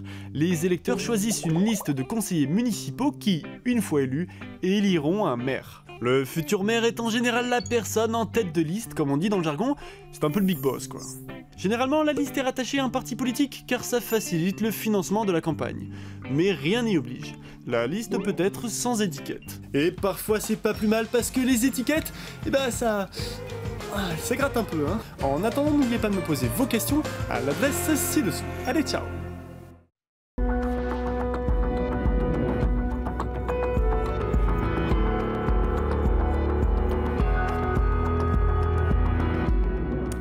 Et bienvenue si vous nous rejoignez sur Public Sénat. Allons plus loin encore ce soir. Nous sommes ensemble pendant 1 heure. Voici le programme, c'est parti. Notre grand débat consacré ce soir au texte sur la bioéthique, voté cet après-midi même au Sénat. Pendant 15 jours sur notre antenne, nous avons suivi l'évolution des débats. Presque jour après jour, cette fois ça y est, il est adopté. Mais de justesse, il passe à 10 voix près, c'est dire si les sujets ont divisé. C'est l'heure de faire le bilan. Qu'est-ce que le Sénat a modifié du projet de loi initial? L'éthique à la française est-elle préservée? On vous éclaire ce soir, hashtag ALPL si vous avez envie de réagir sur Twitter. Nous irons d'ailleurs dans l'hémicycle pour savoir dans quelle atmosphère s'est déroulé ce vote et ce sera avec vous Alice Bardot.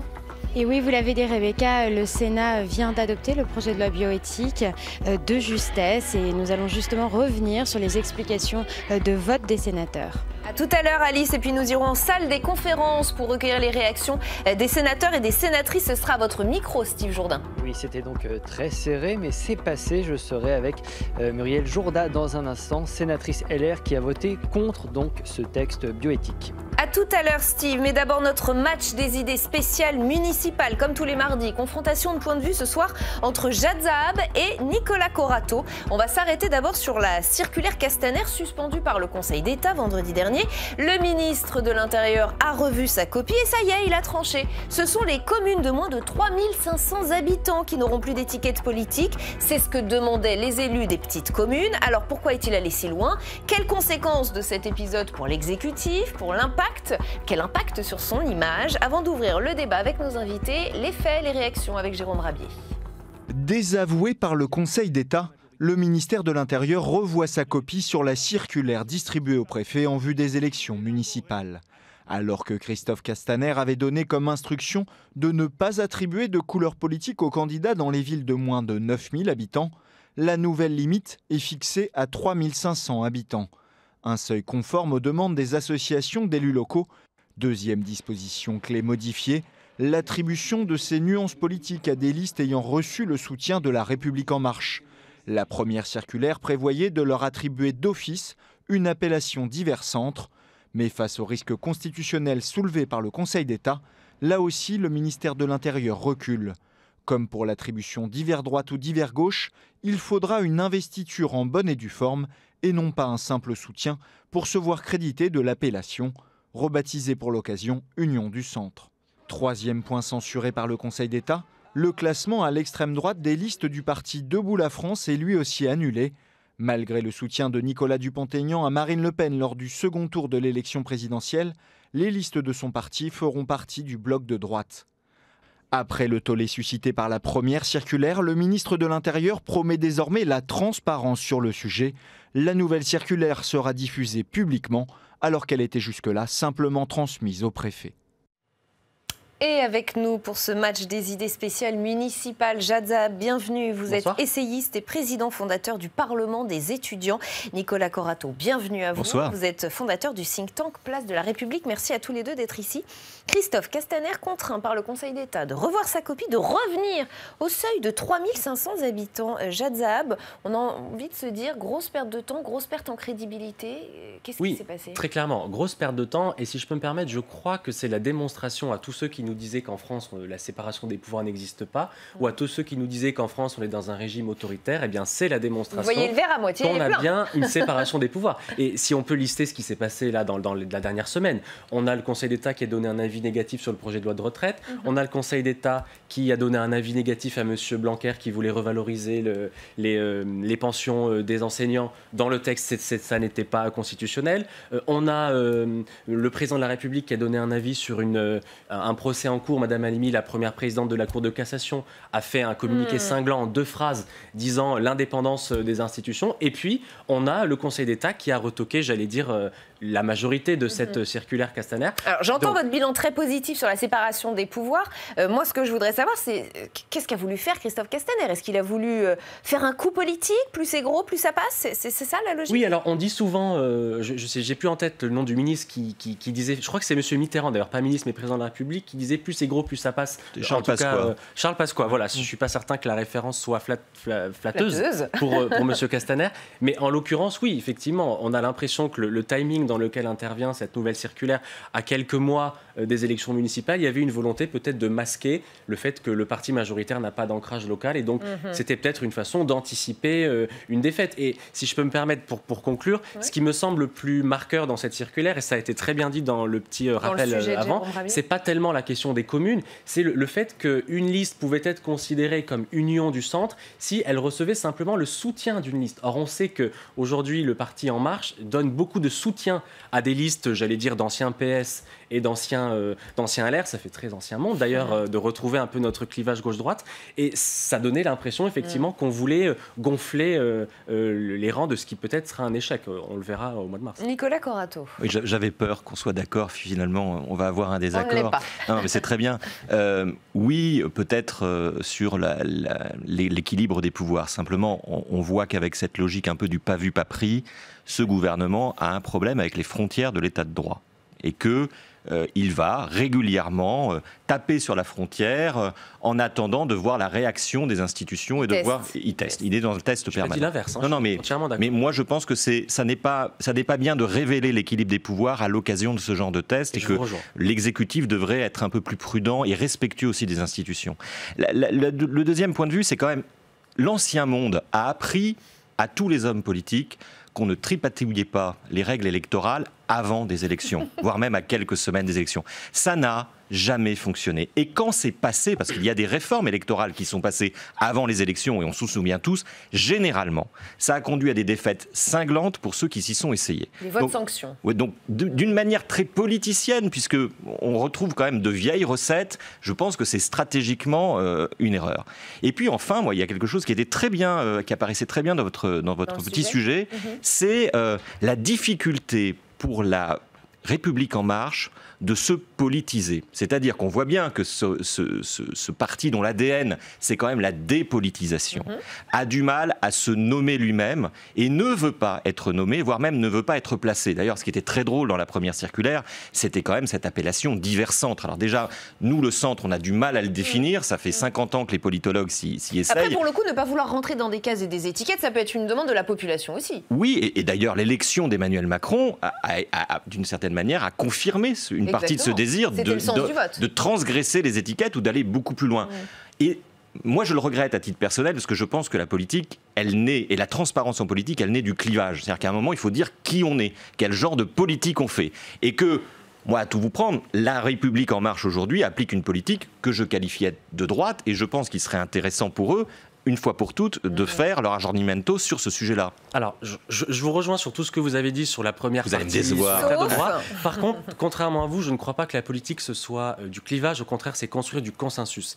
Et je crois que la génération dont je suis issu a trop vu le clivage entre la gauche et la droite, par exemple, sur des sujets typiquement idéologiques. Les jeunes, mais peut-être même tous les Français, en élisant Emmanuel Macron, ont dit... La politique, ça n'est pas du clivage idéologique, c'est de la construction de consensus. J'ai plutôt envie de le voir comme ça. Ce soir, je suis plutôt optimiste, tant mieux.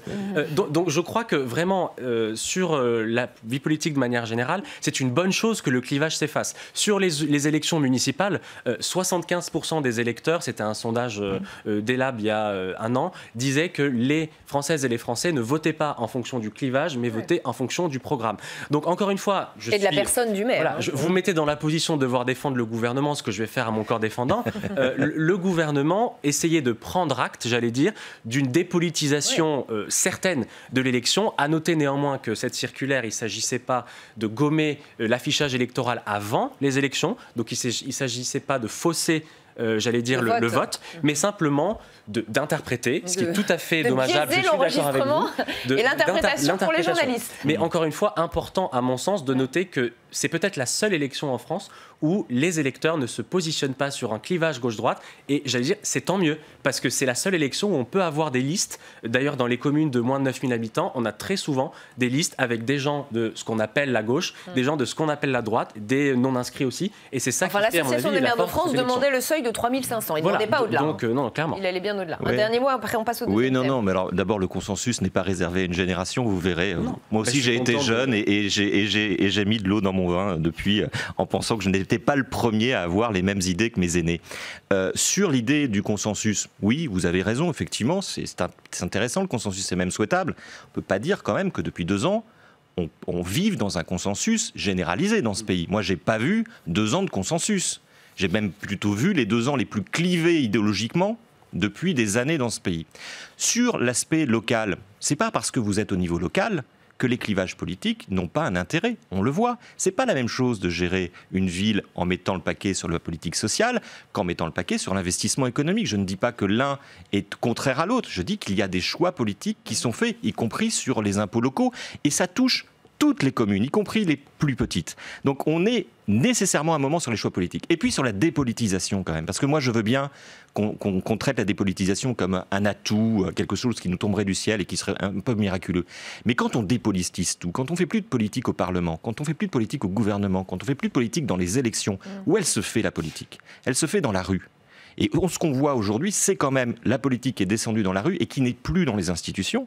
Ça, c'est un risque qu'il faut le regarder. Et cette circulaire, elle est quand même majoritairement dans ce sens. Et on va passer au deuxième thème de ce match spécial municipal, messieurs. C'est cette avalanche de propositions des candidats à la mairie de Paris, notamment sur le logement, un enjeu majeur évidemment dans la capitale. Alors on a Benjamin Griveaux qui nous dit dans Le Parisien « Je propose que la ville de Paris crée un organisme qui apportera jusqu'à 100 000 € pour un achat en résidence principale. Ce dispositif pourra se faire pour environ 20 000 logements pendant le mandat, ce qui correspondra à un investissement de 2 milliards d'euros. Qui dit mieux? Eh bien, qui dit mieux? Anne Hidalgo. La maire de Paris, elle, promet 20 milliards d'euros sur 6 ans pour loger les classes moyennes. Y a-t-il alors une surenchère dans les propositions des candidats? Je vais vous demander votre avis dans un instant. On va d'abord aller en salle des conférences pour recueillir la réaction du sénateur de Paris, Rémi Féraud, qui est un soutien d'Anne Hidalgo. Il est avec Steve Jourdain. Oui, Rémi Féraud, vous êtes un proche d'Anne Hidalgo, vous êtes le patron des socialistes de Paris. La maire sortante promet de lever 20 milliards d'euros sur 6 ans. 20 milliards, c'est beaucoup. Est-ce que c'est réaliste? Oui, parce que c'est en partenariat avec des acteurs privés pour développer l'offre de logement, qu'elle soit locative, et aussi une nouvelle forme d'accès à la propriété qui réduise énormément le coût du mètre carré par une propriété du foncier qui soit différenciée de la propriété du bâti, comme cela existe déjà dans d'autres pays et comme le permet désormais la loi. Et comment ce sera financé? Qui va payer au final? D'abord... c'est les impôts locaux? Pas uniquement. Nous investissons déjà aujourd'hui beaucoup pour le logement, c'est le principal poste de la ville de Paris. Nous voulons continuer alors que d'autres veulent arrêter, notamment pour créer de nouveaux logements sociaux. Et nous voulons aussi mobiliser tous les acteurs privés qui le souhaitent eux-mêmes et qui ont dit qu'ils étaient prêts à s'engager pour développer, je vous le dis, l'offre locative et aussi une nouvelle offre d'achat, d'une possibilité pour les classes moyennes, mais qui soit réaliste, contrairement à d'autres propositions, et je pense notamment à celle de Benjamin Griveaux, qui serait à la fois très coûteuse pour les finances publiques, voire même irréaliste, et qui ne conduirait qu'à faire augmenter les prix de marché, comme l'ont montré d'autres exemples dans le monde. Alors Paris se vide de ses habitants, 12 000 Parisiens quittent la capitale chaque année, c'est à cause des prix du loyer, des loyers? Pas uniquement, Paris ne se vide pas de ses habitants. Ça, c'est une illusion. Il y a une légère baisse démographique depuis quelques années, qui était d'ailleurs prévue sur les tendances de long terme. Après une augmentation du nombre d'habitants, Paris s'est vidé de ses habitants au XXe siècle. Au début du XXIe, elle en a regagné. Ce qui est vrai aujourd'hui, c'est que nous voulons... C'est cyclique. Ce que nous voulons aujourd'hui, c'est permettre à nouveau, non pas une hausse importante, mais une stabilité du nombre d'habitants.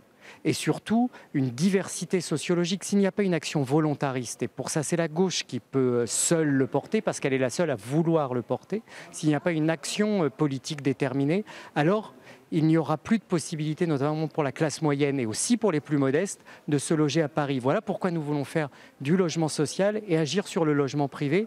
L'encadrement des loyers, c'est un outil, par exemple, aussi très important que nous voulons maintenir. Il y en a d'autres. Merci Rémi Ferraud d'avoir répondu à mes questions. C'est à vous, Rebecca. Merci beaucoup, Steve. Nicolas Corato, un bilan assez mitigé d'Anne Hidalgo à Paris sur le logement, d'où peut-être cette surenchère que j'évoquais, ou en tout cas je posais la question avec Benjamin Griveaux. Oui, il y a une surenchère qui est à la hauteur du problème. Et on peut quand même se réjouir de voir que 2 candidats principaux à la mairie aient pris le sujet des classes moyennes et du logement des classes moyennes dans la campagne électorale. Parce que c'est un sujet qui a longtemps été occulté, y compris à gauche, où on privilégiait le logement social pour les plus démunis, l'accession à la propriété pour les plus aisés, et au milieu, les fonctionnaires, les professions intermédiaires, dont on a vu qu'elles étaient parties très loin de Paris. Et d'ailleurs, l'épisode des grèves a montré que Paris, sans les transports en commun, c'était Paris sans les professions intermédiaires. Donc on a tous vu cette réalité en face de manière très récente. Oui, donc il y a une surenchère. Après, la question, c'est effectivement qui paye et comment on paye. Alors, il y a l'idée de Benjamin Griveaux qui fait payer, la collectivité publique, et puis qui est un peu inflationniste, parce que c'est une idée qui va, à mon avis, abonder dans le sens d'une pression sur le marché encore plus importante. Et de l'autre côté, nous avons Anne Hidalgo avec un système qui m'a l'air assez complexe et surtout qui pose beaucoup de questions, parce que le grand défi d'Anne Hidalgo, c'est de convaincre des opérateurs privés de participer à une politique publique de loyer modéré à Paris. Quelle va être la contrepartie pour ces opérateurs privés? Et c'est ça la vraie question. Parce que vous avez une petite idée? Moi, ce qui m'inquiète dans le projet d'Hidalgo, c'est cette idée de dire la mairie, l'organisme garde le foncier, et puis vous allez acheter finalement, un peu comme les systèmes londoniens, vous allez acheter un bail amphithéotique, votre appartement pendant 99 ans, à un prix du coup modéré. Mais quelle est la place des opérateurs privés dans la gouvernance de ce monstre foncier qui va bientôt détenir une grande part du foncier à Paris? Donc attention, quoi. Moi, je crains quand même à terme qu'il y ait une forme de privatisation de ce foncier, parce que les opérateurs privés ne vont pas mettre des milliards pour rien dans cette affaire. Voilà. Mais je crois surtout qu'on est au cœur de ce qui fait l'élection municipale à Paris, c'est-à-dire qu'on est sur la course à la proposition la plus originale à l'approche des élections. J'allais dire l'instrumentalisation, c'est pas le bon mot, mais c'est celui qui me vient à l'esprit, de la classe moyenne, c'est-à-dire qu'effectivement, ça va être un sujet, à Paris notamment, parce qu'on est sur une ville-monde, donc on a beaucoup de touristes, on a les nouvelles formes de logement avec les opérateurs Airbnb, etc., qui jouent effectivement sur les prix et qui les font augmenter. Et puis, effectivement, je souscris totalement à ce que vous avez dit sur le risque inflationniste à Paris. Des propositions de Benjamin Griveaux. Voilà, des propositions de Benjamin Griveaux. Je crois qu'il ne faut pas détacher la question du logement des autres problématiques. Monsieur Griveaux annonce aussi souhaiter déplacer la gare de l'Est, etc. Central Park, je crois, exactement. Au-delà de la faisabilité, je crois que la question du transport est aussi nécessaire. Et ce qui me fait venir à mon dernier point, qui est qu'à mon sens, on atteint là peut-être peut-être la limite institutionnelle de l'organisation française, c'est que Paris, en fait, ne peut plus être uniquement traité sur Paris, mais sur la Grande Couronne. On a lancé il y a quelques années le fameux Grand Paris. C'est plutôt Cédric Villani, pour le coup. Oui, mais alors pourquoi pas, là-dessus, il faut aussi construire du consensus entre tous les candidats, mais ce qui est certain, c'est peut-être ce Grand Paris qui est une invention d'il y a quelques années, peut-être faudrait-il le renforcer et faire que le lien entre la région, Paris et ce qu'on appelle le Grand Paris soit plus... qu'on a un bras armé, vraiment armé. Sauf que ces propositions, ça donne du grain à moudre aux opposants à Anne Hidalgo et à Benjamin Griveaux. Je voudrais juste vous montrer ce titre d'un article de Valeurs Actuelles. Municipal à Paris, 2 points. La surenchère bobo écolo de Griveaux et Hidalgo. Ça profite à Rachida Dati, ça ? Ah, mais c'est la candidate que personne n'a vu venir et qui fait une campagne, on va dire, assez discrète. On n'a pas encore très bien compris qui étaient ses têtes de liste. D'ailleurs, on n'entend pas parler de milliards. Voilà, on n'entend pas parler de milliards. Son programme. Il n'y a pas de programme, mais vous savez, on est habitué à ce que des gens soient élus sans programme dans ce pays. C'est arrivé dernièrement. C'est quand même problématique. C'est arrivé dernièrement et on est en train d'en vivre une partie des conséquences. Oui, c'est effectivement, il y a une place pour Rachida Dati parce que d'une certaine manière, on va chercher un maire plus traditionnel. Et je pense qu'à Paris, il y a un courant des habitants parisiens assez, je dirais, classique, qui cherchent un retour, non pas à Jacques Chirac, mais à une vision de Paris, finalement, où il y avait moins de bobos, on s'assumait plus comme Parisien, que l'idée de la forêt à Paris et de la campagne à Paris, c'est quand même pas très compatible avec l'histoire de cette ville, et que toute cette surenchère, effectivement, brouille, y compris l'identité parisienne, qui est quelque chose qui existe. Cette ville a énormément changé, et puis elle est aussi restée énormément sur ses fondamentaux. Et je crois que Rachida Dati va avoir effectivement un succès, même sans programme, d'une certaine manière, parce qu'elle relie cet électorat, qui n'est pas nécessairement d'ailleurs qu'un électorat de droite. Vous parlez de forêt à Paris, 2 autres exemples de propositions un peu surprenantes, toujours de Benjamin Griveaux et d'Anne Hidalgo. Côté Benjamin Griveaux, la création du métier de manager de rue. Ils seront 1000 par redéploiement interne. Chacun aura en charge un pâté de maison de 5 ou 6 rues et aidera à régler les problèmes de l'espace public. Côté Anne Hidalgo, la création de dizaines de rues végétales et 100% piétonnes dans tous les arrondissements. À chaque fois qu'un enfant parisien naîtra, nous organiserons la plantation d'un jeune arbre. Tout cela peut effectivement... friser le ridicule parfois et peut-être profiter à Rachida Dati qui n'a même pas de programme. Alors sur les 2 programmes, très clairement, ça manque de bon sens. C'est qu'on a des gens qui prétendent au plus haut poste à la ville de Paris, qui vont donc gérer très concrètement les problèmes de crèche, de logement, de transport, effectivement la transition écologique en est une. Mais ces propositions-là, effectivement, on est très clairement dans une course à celui qui va avoir l'idée la plus médiatique, etc. Ça manque de bon sens, c'est-à-dire que comment on ne peut pas aujourd'hui envisager des routes complètement piétonnes, parce qu'on dit en même temps qu'on veut favoriser le logement pour les classes moyennes, c'est des gens qui ont des voitures, donc on ne peut pas dans le même temps dire qu'on ne veut complètement plus de supprimer toutes les places de parking ou encore avoir des... Plus de voitures à Paris. Voilà, très clairement. C'est quand même très anachronique. C'est que là, j'ai l'impression qu'on est dans le temps des annonces. Les annonces font ce qu'elles font et de la preuve on en parle aujourd'hui, donc c'est quand même que ça produit des effets médiatiques. Je ne crois pas que les Parisiennes et les Parisiens attendent d'un maire qu'il soit un people, c'est-à-dire qu'il ait l'idée la plus médiatique possible, mais on a besoin j'allais dire presque de techniciens, de gens qui connaissent comment fonctionne le ramassage des ordures, comment fonctionne la logistique d'une ville pour pouvoir la gérer. Là où je ne suis pas d'accord avec vous, c'est sur Rachida Dati, parce qu'effectivement, je crois que pour le moment, elle bénéficie simplement d'incarner cette droite qui, par ailleurs, commence à se fissurer déjà, puisque Nicolas Sarkozy a plus ou moins soutenu quelques candidats qui n'ont pas été choisis par Madame Dati.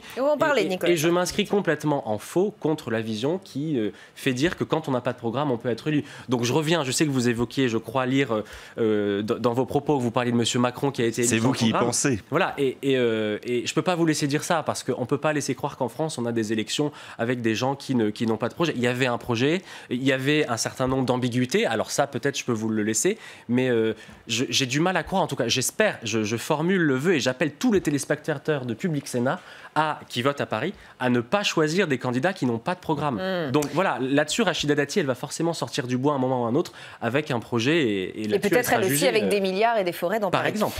Troisième thème de ce match, messieurs, c'est cette influence discrète de Nicolas Sarkozy, justement. également, mais cette fois sur l'ensemble de la campagne municipale. L'ombre bienveillante de Nicolas Sarkozy plane sur la campagne municipale de LR, nous dit Le Figaro. Regardez, et particulièrement dans les points de tension, comme à Marseille, les discrets mais influents conseils de Nicolas Sarkozy, nous dit La Provence. Pourtant, il l'avait juré, la bataille politique partisane, c'était fini, souvenez-vous. Ma place n'est pas dans un combat partisan. J'espère pouvoir être utile à la France, différemment. Et je suis là et j'ai un lien avec les Français. Mais la politique partisane, non. Ma place n'est plus dans un combat politique partisan. Alors, Nicolas Corato, la preuve que si, en fait. Ça fait des années depuis sa défaite à l'élection présidentielle. Nicolas Sarkozy est retiré de la vie politique. Et puis il revient toujours. Ce qui est d'ailleurs le cas de François Hollande également. Je pense qu'aucun ex-président ne peut rester. Alors, Nicolas Sarkozy, c'est quand même le pompier de service de la droite. C'est-à-dire que dès qu'à droite, il y a un signe de faiblesse, de manière très traditionnelle, tous les barons de la droite qui disent pique-pendre de Nicolas Sarkozy quelques mois après convergent rue de la Boétie, rue Ménil, et vont chercher les conseils, l'influence, voire même l'arbitrage de Nicolas Sarkozy. Ouais. Donc, et on l'a vu, y compris lors des primaires. Enfin, il est lui-même entraîné par toute cette population. Ça dit quoi de ce parti? Ça révèle quoi? Qu'il n'y a pas de leader, qu'il y a un problème de leadership, et que ça reste Nicolas Sarkozy? Ça révèle un problème de leadership, un problème de légitimité, un problème d'axe politique, et puis un problème de s'assumer eux-mêmes comme une génération qui peut vivre sans ses aînés.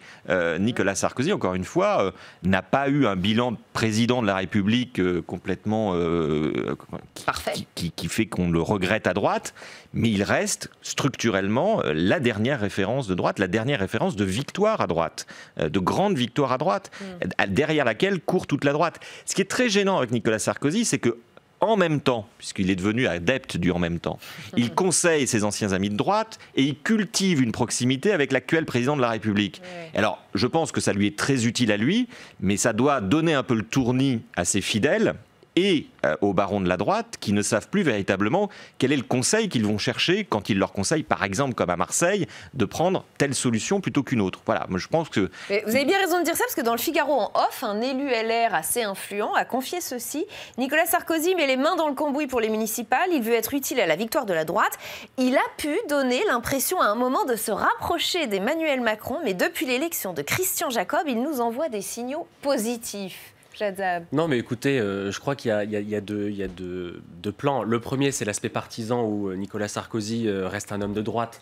Et donc, il essaye sa figure très gaulienne essaye de planer encore sur le camp. Et puis, comme ancien chef de l'État, il cultive des relations avec Emmanuel Macron. Monsieur Sarkozy est envoyé à des cérémonies. Il était par exemple au Japon et il a d'ailleurs rencontré Claire Losghone au nom d'Emmanuel Macron, au nom, et j'allais dire, de l'État français.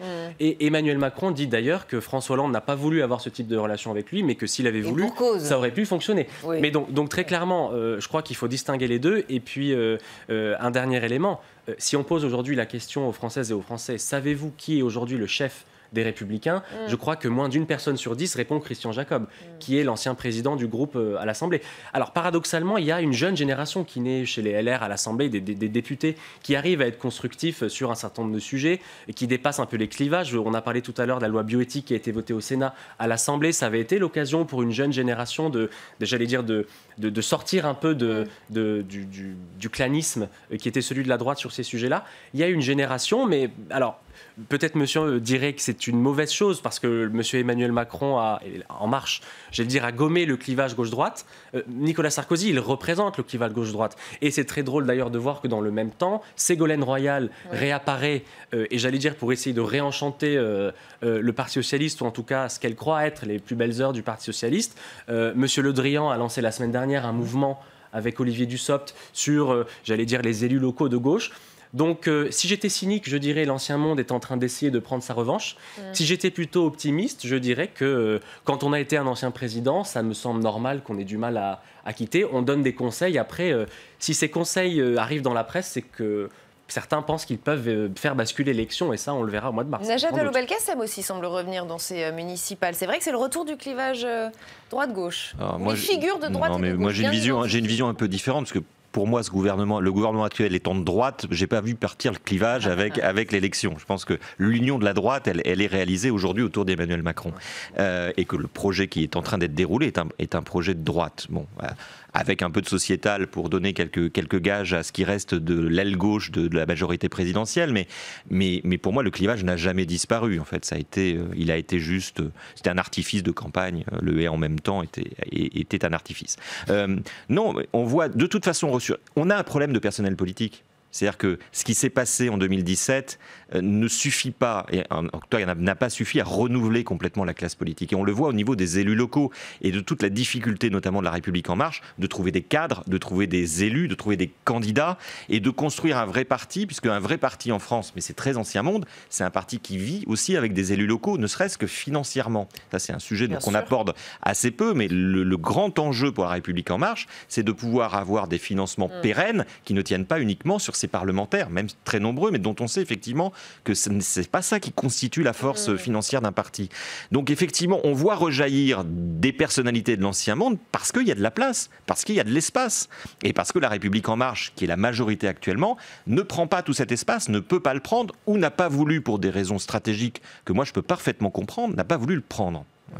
Et on va s'arrêter là, messieurs. Merci. Merci à tous les deux d'avoir participé à ce match des idées spéciales municipales qui se reproduira tous les mardis jusqu'au 15 et 22 mars. La suite d'ALPL, c'est notre grand débat. Nous revenons ce soir sur le projet de loi bioéthique, justement. Le Sénat vient tout juste de boucler le dossier par un vote solennel cet après-midi. Le texte est adopté, mais ça passe tout juste. 154 pour, 144 contre, 45 abstentions. Ce sont des sujets sensibles, parfois très personnels, qui ont été débattus. Pas mal de modifications par rapport au texte initial. Avant d'en discuter avec nos invités, premier bilan avec Samia Dechir. Jusqu'au dernier moment, impossible de prévoir l'issue du vote. C'est finalement à 10 voix près que le Sénat a approuvé le projet de loi bioéthique. Un texte largement modifié par les sénateurs qui n'apportait satisfaction à personne. À commencer par les partisans de l'extension de la PMA aux couples lesbiens et aux femmes célibataires, pour qui le Sénat a rejeté le remboursement par la sécurité sociale. Un recul pour les sénateurs de gauche qui espèrent pouvoir le rétablir en deuxième lecture. Cette mesure ne peut souffrir de moitié d'égalité. Si le texte reste en l'état, la situation actuelle ne se trouvera modifiée qu'à la marge. Celles qui en ont les moyens continueront à avoir accès à l'AMP comme elles l'avaient déjà à l'étranger jusqu'à présent, mais en toute légalité sur notre sol. Et les autres n'y auront toujours pas accès. Moins médiatisées, les questions de recherche ont profondément divisé tous les groupes politiques. Après d'intenses débats, les sénateurs ont rejeté la recherche d'anomalies génétiques sur les embryons lors d'une FIV. Un examen appelé diagnostic préimplantatoire censé éviter les fausses couches à répétition. La droite et les communistes y voient un risque d'eugénisme. Une improbable alliance entre ces deux groupes a également conduit au rejet du mélange entre des cellules humaines et animales. Nous avons interdit les modifications génétiques et également l'introduction des cellules humaines dans un embryon animal. C'est-à-dire que nous avons interdit les embryons transgéniques et les embryons chimériques. Et là-dessus, me semble-t-il, nous avons fait un vrai travail de bioéthique qui a permis de fixer les lignes rouges que nous ne souhaitons pas voir dépassées. Des lignes rouges qui pénalisent la recherche française aux yeux d'un certain nombre de sénateurs. Car cette technique pourrait permettre d'avancer sur la régénération d'organes, par exemple. Beaucoup comptent donc sur la deuxième lecture pour tenter de réintroduire les mesures rejetées par le Sénat. Et avec nous pour le grand débat d'ALPL, Corinne Imbert, bienvenue. Vous êtes sénatrice de la Charente-Maritime, rattachée au groupe LR, rapporteur de la commission spéciale du projet de loi bioéthique, membre du comité consultatif national d'éthique pour les sciences de la vie et de la santé. Laurence Cohen, bienvenue à vous également. Vous êtes sénatrice communiste du Val-de-Marne, vice-présidente de la commission des affaires sociales et vice-présidente de cette commission spéciale sur ce projet de loi. Dominique Folchette, bienvenue. Vous êtes professeur émérite de philosophie morale et politique à l'université Paris-Est Marne-la-Vallée, co-directeur du département de recherche éthique biomédicale au Collège des Bernardins et auteur de ce livre Made in Labo, de la procréation artificielle au transhumanisme. Lou Bémond de Senneville, bienvenue à vous. Vous êtes journaliste à La Croix, spécialiste des questions de bioéthique et co-auteur de Et si c'était la fin du monde. Avant de vous donner la parole, on va tout de suite rejoindre Alice Bardot dans l'hémicycle. Alice, on l'a compris, c'est un vote qui n'a pas été simple et on le sent d'ailleurs dans le résultat, adoption de justesse. Et oui, Rebecca, jusqu'au dernier moment, l'incertitude sur le vote final a plané au-dessus de l'hémicycle, car les positions des sénateurs sur ce projet de loi bioéthique ont la particularité de dépasser les clivages politiques. C'est d'ailleurs ce qu'ont rappelé plusieurs sénateurs à la tribune tout à l'heure. Alors une dimension transpartisane qui s'est particulièrement remarquée à droite, avec ce pour la PMA, ce contre. Mais Muriel Jourda, la rapporteure LR du texte, a bien insisté tout à l'heure sur la liberté de vote au sein de son groupe. Une liberté signe d'une cohésion de groupe, car c'est, je cite, pour elle l'émanation du respect que nous avons pour l'opinion des uns et des autres. Alors finalement, le verdict est tombé un peu avant 16h. Le projet de loi a donc été adopté de justesse, à 10 voix près. La peur de rendre copie blanche à l'Assemblée nationale, comme on a pu l'entendre dans l'hémicycle, l'a donc emporté sur les déceptions liées à un texte qui, pour la gauche, comporte tout de même de nombreux reculs, comme le non-remboursement de la PMA aux couples de femmes. Alors les sénateurs socialistes regrettent aussi que les débats autour de la PMA aient phagocyté ceux sur la recherche. Agnès Buzyn a répondu à cette critique de Jacques Bigot. On l'écoute. Je reste convaincue que le temps est encore à la recherche pour mieux comprendre l'impact des différentes mutations génétiques et leurs conséquences en termes de prévention, de soins et de société. Les nouveaux droits qui seront ouverts par le texte ne doivent être contraires à aucun principe bioéthique et doivent être exercés dans un cadre protecteur. Alors reste un constat unanime, les débats ont été riches et respectueux, mais le résultat ne contente finalement personne. Son retour au Sénat en deuxième lecture sera peut-être l'occasion d'y remédier. Merci beaucoup Alice pour toutes ces précisions. Corinne Imbert, c'est vrai, tout le monde est finalement un peu déçu, c'est un vote par défaut, par dépit? Pas complètement, mais tout le monde est un peu déçu, bien sûr. Certainement, pour certains, un vote par défaut. Pas par dépit, d'autres ont voté, certains de nos collègues ont voté pour. De justesse, le texte est adopté. Je crois qu'il y a une satisfaction, en tout cas en ce qui me concerne, que nous transmettions à l'Assemblée nationale, où nous renvoyons un texte qui a été remanié, retravaillé donc pour nos collègues députés. C'est preuve d'abord que le Sénat n'est pas une assemblée de personnes qui ne parlent que d'une voix, voilà, pas une assemblée de godillots, si vous voulez que je prenne l'expression. Attention, c'est très connoté en ce moment. C'est très connoté, mais je pense que cette liberté de voix, d'abord le respect entre nous au cours des débats, que ça soit au sein de la commission spéciale, que ça soit dans l'hémicycle, ça a été très respectueux, ça a été un débat de très bon niveau, et la liberté de vote dans chacun des groupes. Il n'y a pas un groupe qui a voté de façon unanime pour ou contre ce texte, qui s'est abstenu. Donc c'est un bel exemple d'exercice démocratique au sein de cette Assemblée qu'est le Sénat. Voilà une façon positive de voir les choses, Laurence Cohen. Est-ce que vous la voyez de la même manière? Est-ce que vous voyez ce vote et ce texte de la même manière? Écoutez, moi je pense que c'est un vote important parce que le Sénat, avec ses différences, voire ses divergences, a voté quand même pour une proposition extrêmement importante qui est la PMA pour toutes les femmes qui soient en couple, lesbiens ou seuls. C'était un élément important. Sauf que non remboursé par la sécurité sociale. Alors, voilà, c'était un élément important de mon point de vue que de donner ce signal. Après, il y a des critiques que j'ai formulées dans l'hémicycle et que je réitère ici, c'est-à-dire qu'effectivement, il y a une frilosité, de mon point de vue, de la majorité du Sénat, à savoir de limiter ce droit, puisqu'il n'y aura pas de remboursement par la sécurité sociale, et qu'en plus, il y a effectivement une évaluation sociale et psychologique qui est imposée aux couples ayant recours à la PMA. Alors, on y reviendra en détail sur cette question de la PMA, et on va poursuivre la discussion. Je vais vous donner la parole dans un instant, mais on va continuer le tour des réactions au Sénat. On va aller en salle des conférences, puisque Steve Jourdain est aussi avec la sénatrice Muriel Jourda, co-rapporteur du texte. Quel est le bilan qu'elle tire, elle, de toutes ces discussions et de ce vote? On les écoute. Oui, Muriel Jourda, peut-être une première réaction à ce vote? Oui, ce vote, alors on voit qu'il a été assez serré, à 10 voix près, le texte effectivement a été voté. Bon, c'est probablement assez conforme à ce qui a été dit et ce qui a été fait pendant les débats. Il y avait des difficultés pour certains à voter ce texte qui ne correspondait pas, comme le disait le président Milon, au texte idéal. Ça s'est retrouvé, me semble-t-il, dans le vote final. Alors personnellement, vous avez voté contre, pourquoi ? J'ai voté contre. Moi, j'étais rapporteur d'une partie de ce texte et j'ai notamment essayé de convaincre en vain la commission spéciale de ne pas étendre l'assistance médicale à la procréation aux femmes seules et aux couples de femmes. C'est une mesure phare, on le sait, dans la mesure où l'extension a été votée. Je n'imaginais pas voter pour ce texte. Est-ce que vous pensez qu'en l'état, le texte va être adopté par l'Assemblée nationale ? Écoutez, si j'en crois ce qu'a dit Madame Buzyn dans son propos final, le texte va être entièrement rétabli tel qu'il a été voté par l'Assemblée nationale. En tout cas, c'est ce qu'elle semblait espérer. Peut-être que l'Assemblée nationale et que les députés feront preuve d'un peu plus d'indépendance. Nous verrons. Vous êtes à l'origine de l'amendement visant à limiter justement le remboursement de la PMA par la Sécu aux seules hypothèses relevant de la sphère médicale. Vous pensez que c'est acceptable, ça, pour la majorité présidentielle ? Manifestement pas, puisqu'ils ont voté l'inverse. En tout cas, ils étaient d'accord avec le gouvernement. C'était juste la logique, me semble-t-il, de ce qu'est la solidarité nationale, c'est-à-dire destinée, et je ne fais que citer le Code de la sécurité sociale, à concerner les risques et les conséquences de la maladie. Les débats au Sénat ont globalement été apaisés. Si vous deviez retenir un moment fort de l'examen du texte bioéthique au Sénat ?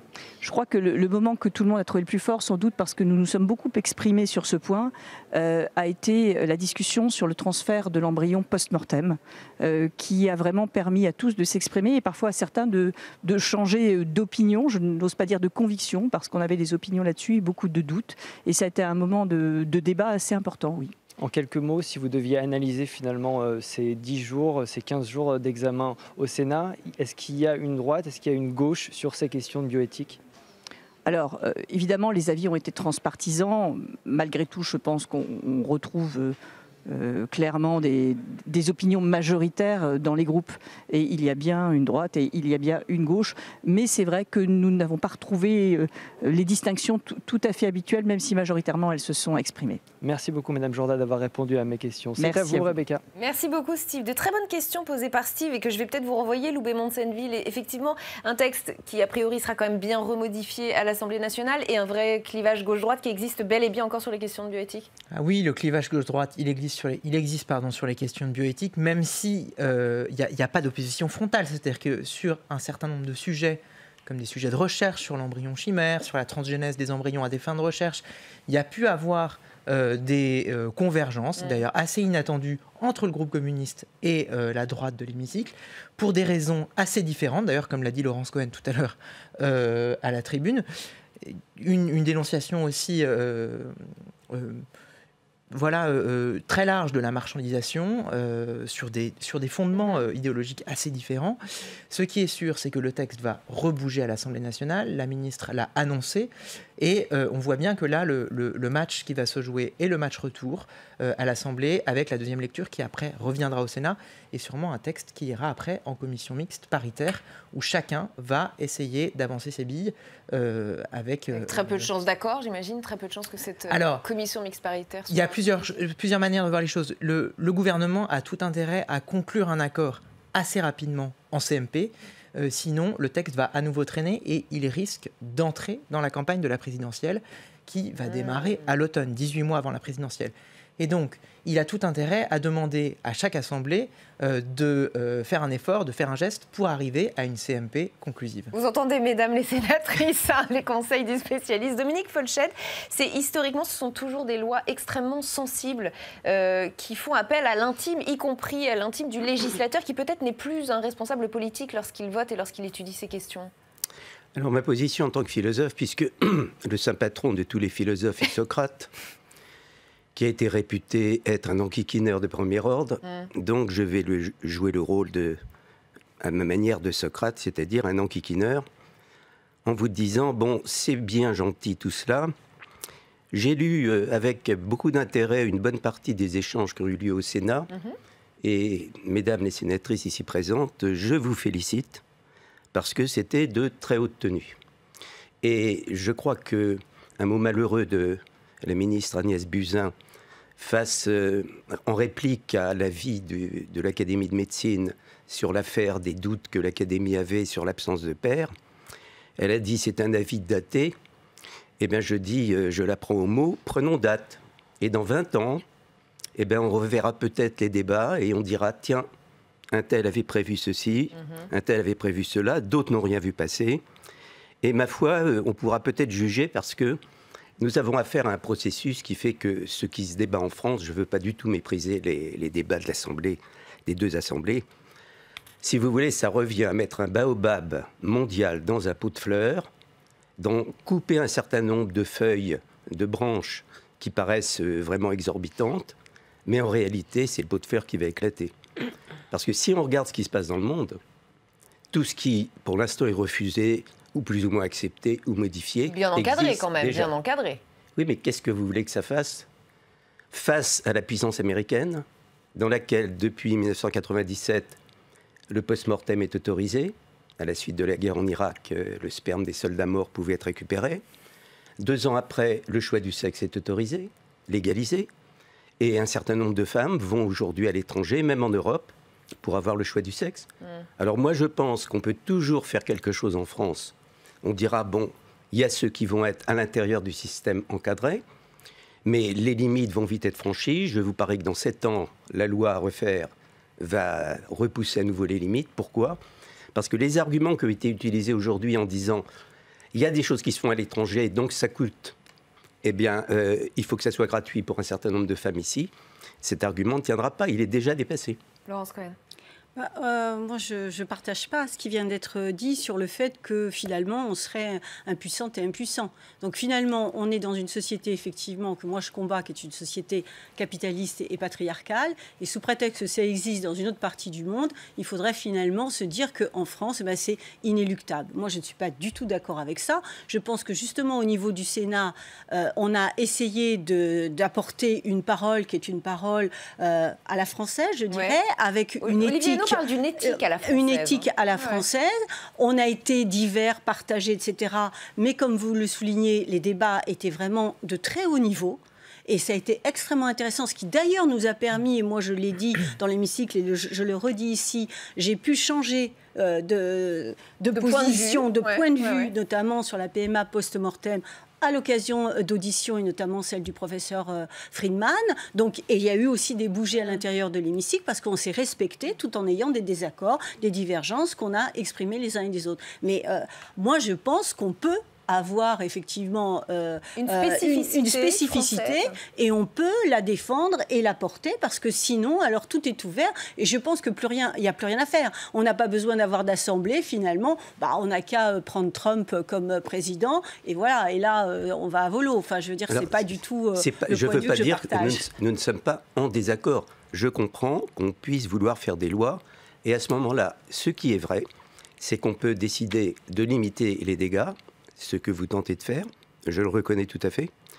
Et on peut aussi se dire, bon, dans la situation qui est la nôtre, au moins, on aura fixé un certain nombre de normes, on sait qu'elles seront transgressées. Vous voulez dire qu'on se rassure, en fait, là?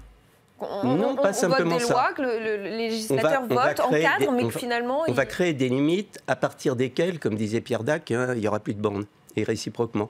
C'est-à-dire, on va dire, le reste, ça va être de la transgression. Ce que je veux dire, moi, c'est qu'on joue un peu petit bras. Malheureusement, je le regrette. Mais que voulez-vous? L'Amérique nous a déjà infiltrés par bien des aspects, dont la parentalité d'intention. Or, on l'a voté pratiquement. Entre les lignes, l'idée du projet parental lié. Corinne Imbert. Oui, je partage, pas forcément pour les mêmes raisons, mais je partage l'avis de Laurence. Sinon, à quoi sert de faire une loi de bioéthique en France ? Si justement, c'est pas pour mettre un... Dominique Folchette pose un peu la question, oui. Oui, si ce n'est pour remettre un cadre bien déterminé.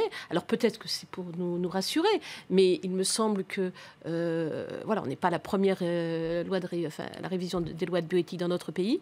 Je crois que c'est important, c'est un bon garde-fou et qu'il faut continuer dans cette voie. Bien sûr que nous n'empêcherons pas ce qui se passe aux États-Unis ou en Chine.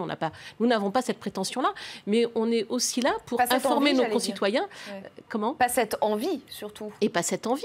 Et le président Larcher, en réagissant au dernier propos de Madame la Ministre tout à l'heure, rappelait que nous étions la Chambre qui représentait les collectivités territoriales, mais aussi une représentation de la société française. Et je pense que la voix du Sénat est importante pour faire entendre un nos sons. pour alerter nos concitoyens sur un certain nombre de dangers. Alors, c'est intéressant qu'on aborde tout de suite ce point sur ce plateau, parce qu'on en a beaucoup parlé, effectivement. Votre débat au Sénat a d'ailleurs été alimenté par des points de vue contradictoires qui ont même parfois un peu effrayé l'opinion. Je vais vous donner 2 exemples. Ces 2 tribunes, l'une qui a été signée notamment par José Bové, qui disait craindre, je cite, une humanité génétiquement modifiée. L'autre, signée cette fois par des scientifiques, appelant à arrêter, je cite, d'agiter le spectre de l'émergence d'une humanité génétiquement modifiée. Et puis au milieu de tout ça, il y a des mouvements comme la Manif pour tous, incarnée par Ludovine de la Rochère, qui trouve que le texte initial, et je la cite, ouvre la porte à une dérive immense qui est la logique transhumaniste. Le mot est prononcé. Ce n'est pas une thèse si isolée qu'on le croit. Je voudrais qu'on écoute un extrait de notre interview de Michel Onfray, le philosophe, hier soir sur ce même plateau. Écoutez. Le grand projet, c'est le transhumanisme. C'est ce qui est en jeu. Est-ce qu'on accepte ou non le transhumanisme? La question, elle est là. C'est-à-dire qu'on commence à toucher ceci, puis cela, puis ceci, puis cela. On se dit, mais il y a ceci, mais ça implique cela, puis etc. Donc, évidemment, quand on veut vraiment faire avancer ce projet, on ne va pas dire, nous sommes les candidats du transhumanisme. On va juste dire que, pour des raisons d'égalité, il faut bien que les femmes qui ne puissent pas avoir d'enfants aient des enfants. Puis après, on dira, pour des raisons d'égalité, il faut bien que 2 femmes puissent avoir un enfant. Lou Bémond de Senneville, c'est un peu un classique. À chaque fois qu'on aborde les questions de bioéthique, il y a ce genre de thèse, j'allais dire un peu alarmante ou alarmiste. Enfin, c'est difficile, mais enfin, il y a ces discours-là qui font peur à l'opinion. C'est pas forcément une thèse, ça fait partie des questions qui sont très présentes quand on débat de bioéthique, les questions de l'eugénisme, la question du transhumanisme, c'est-à-dire que la question de la manière dont on modifie ou pas ce qu'est l'être humain. Et c'est vrai que la question se pose, notamment avec cet article 17, qui permettait de modifier génétiquement des embryons à des fins de recherche, mais aussi de faire des embryons chimériques, c'est-à-dire d'introduire dans des embryons d'animaux des cellules humaines de manière à pouvoir étudier les potentialités de développement de ces cellules. C'était dans le texte initial. C'était dans le texte initial. C'est corrigé au Sénat. Alors, il se trouve que les sénateurs ont supprimé en bloc et d'un seul vote cet article 17 sur un amendement d'ailleurs proposé par le groupe communiste, effectivement. Il est évident que cet article va être rétabli à l'Assemblée nationale, mais en tout cas ça fait partie, ce point est intéressant parce qu'il fait partie de l'un des points qui a émergé depuis plusieurs semaines, plusieurs mois, dans un texte dans lequel on croyait qu'il ne comportait que la PMA alors qu'il comporte bien d'autres aspects. Laurence Cohen. Moi, je l'ai dit, et là, au nom de mon groupe, je pense que c'était une erreur qu'il y ait la PMA dans une loi de bioéthique. Nous aurions souhaité qu'il y ait une loi particulière sur cette question-là. Vous pensez que ça a été volontaire de la part de l'exécutif, de tout mélanger pour que le vote soit je pense qu'en tout cas, ça fait partie d'une stratégie du gouvernement.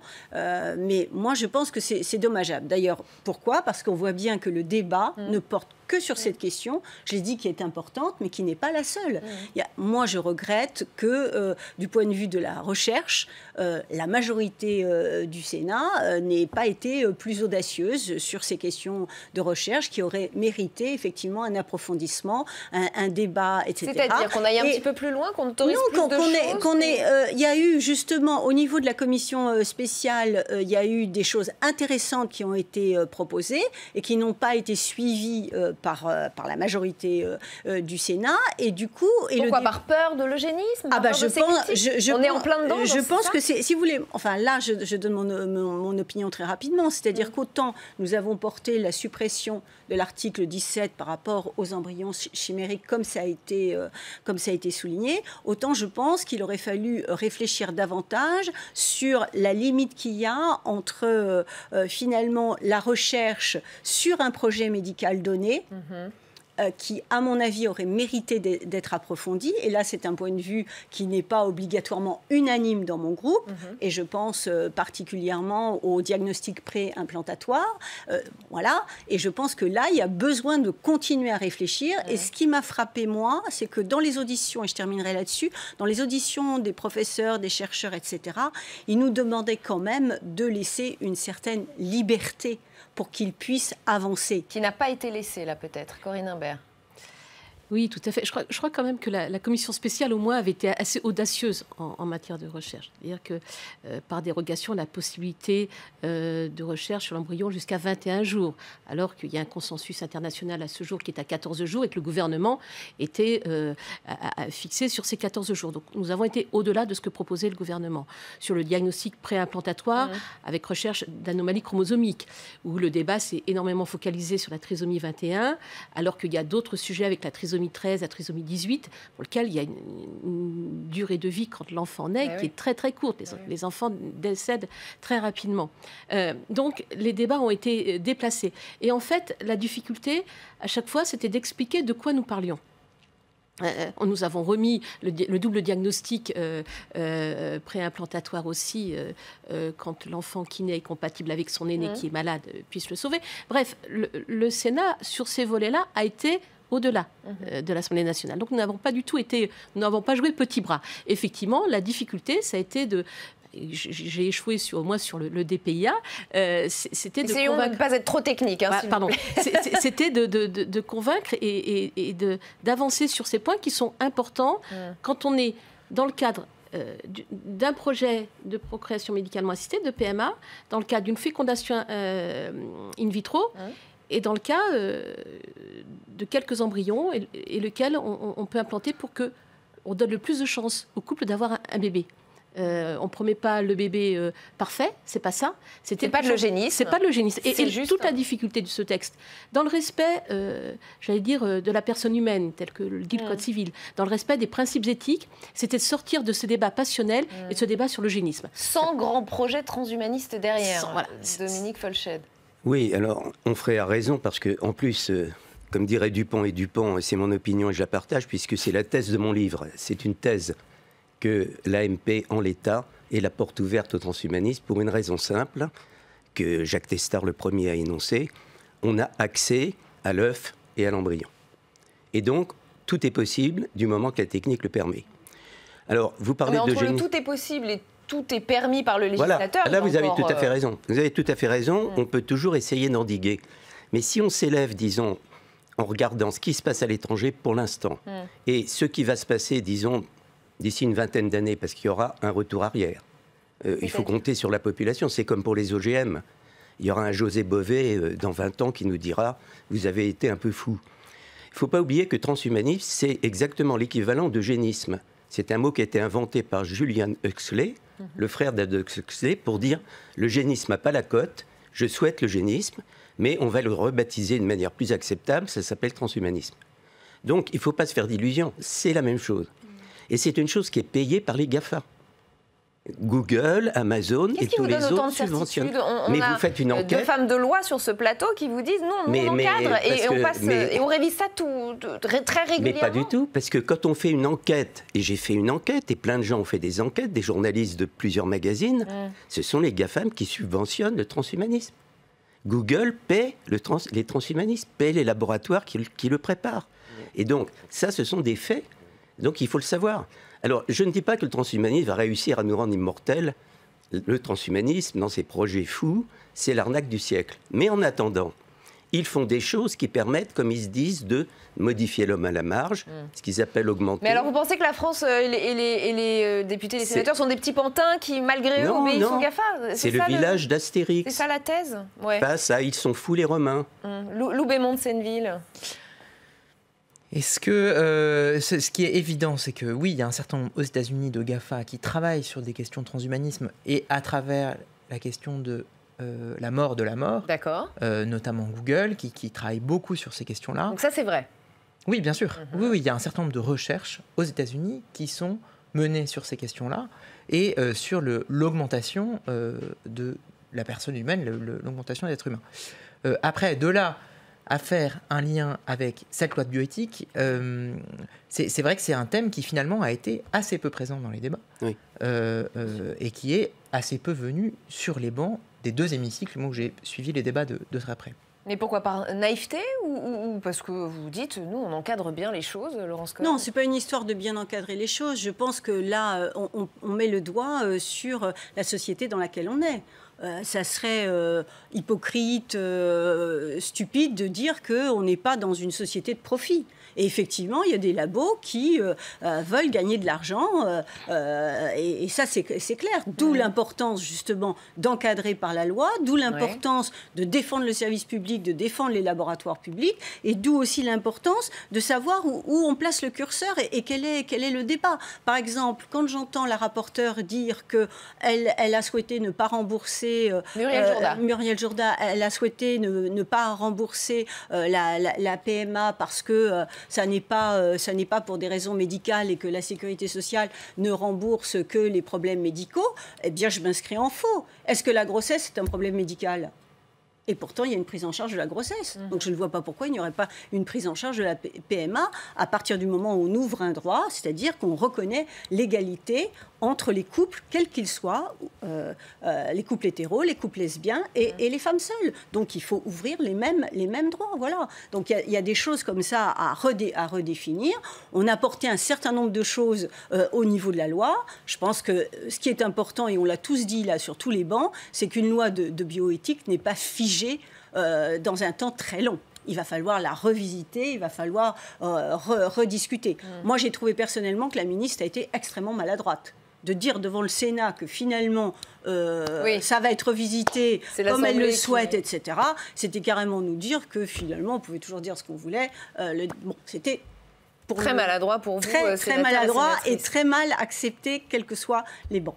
Corinne Imbert. Écoutez, tout à fait d'accord. Enfin, la réaction vive du président Larcher aux propos de la ministre ont été très claires. Voilà.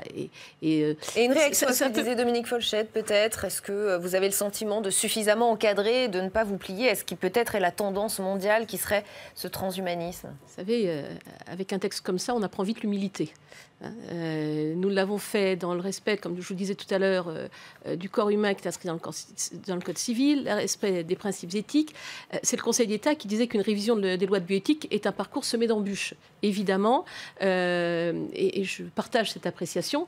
Non, je crois qu'il faut... je crois que le travail a été je dirais pas bien mené, mais il a été mené avec beaucoup de réflexion, encore une fois, et... on peut tous s'honorer du travail qui a été conduit. Voilà, je crois qu'il faut... Le Sénat a été bien présent sur ce texte et il le sera demain, enfin d'ici quelques semaines, en deuxième lecture. Et ce sera la conclusion de ce débat. Merci à tous les quatre d'y avoir participé. On se retrouve comme tous les jours à 17h30 dès demain. Et puis vous retrouvez évidemment là aussi, comme tous les jours, Oriane Mancini dans Bonjour chez vous demain entre 7h30 et 9h. Sachez que son invité politique sera Julien de Normandie, ministre chargé de la ville et du logement. Très bonne soirée sur Public Sénat.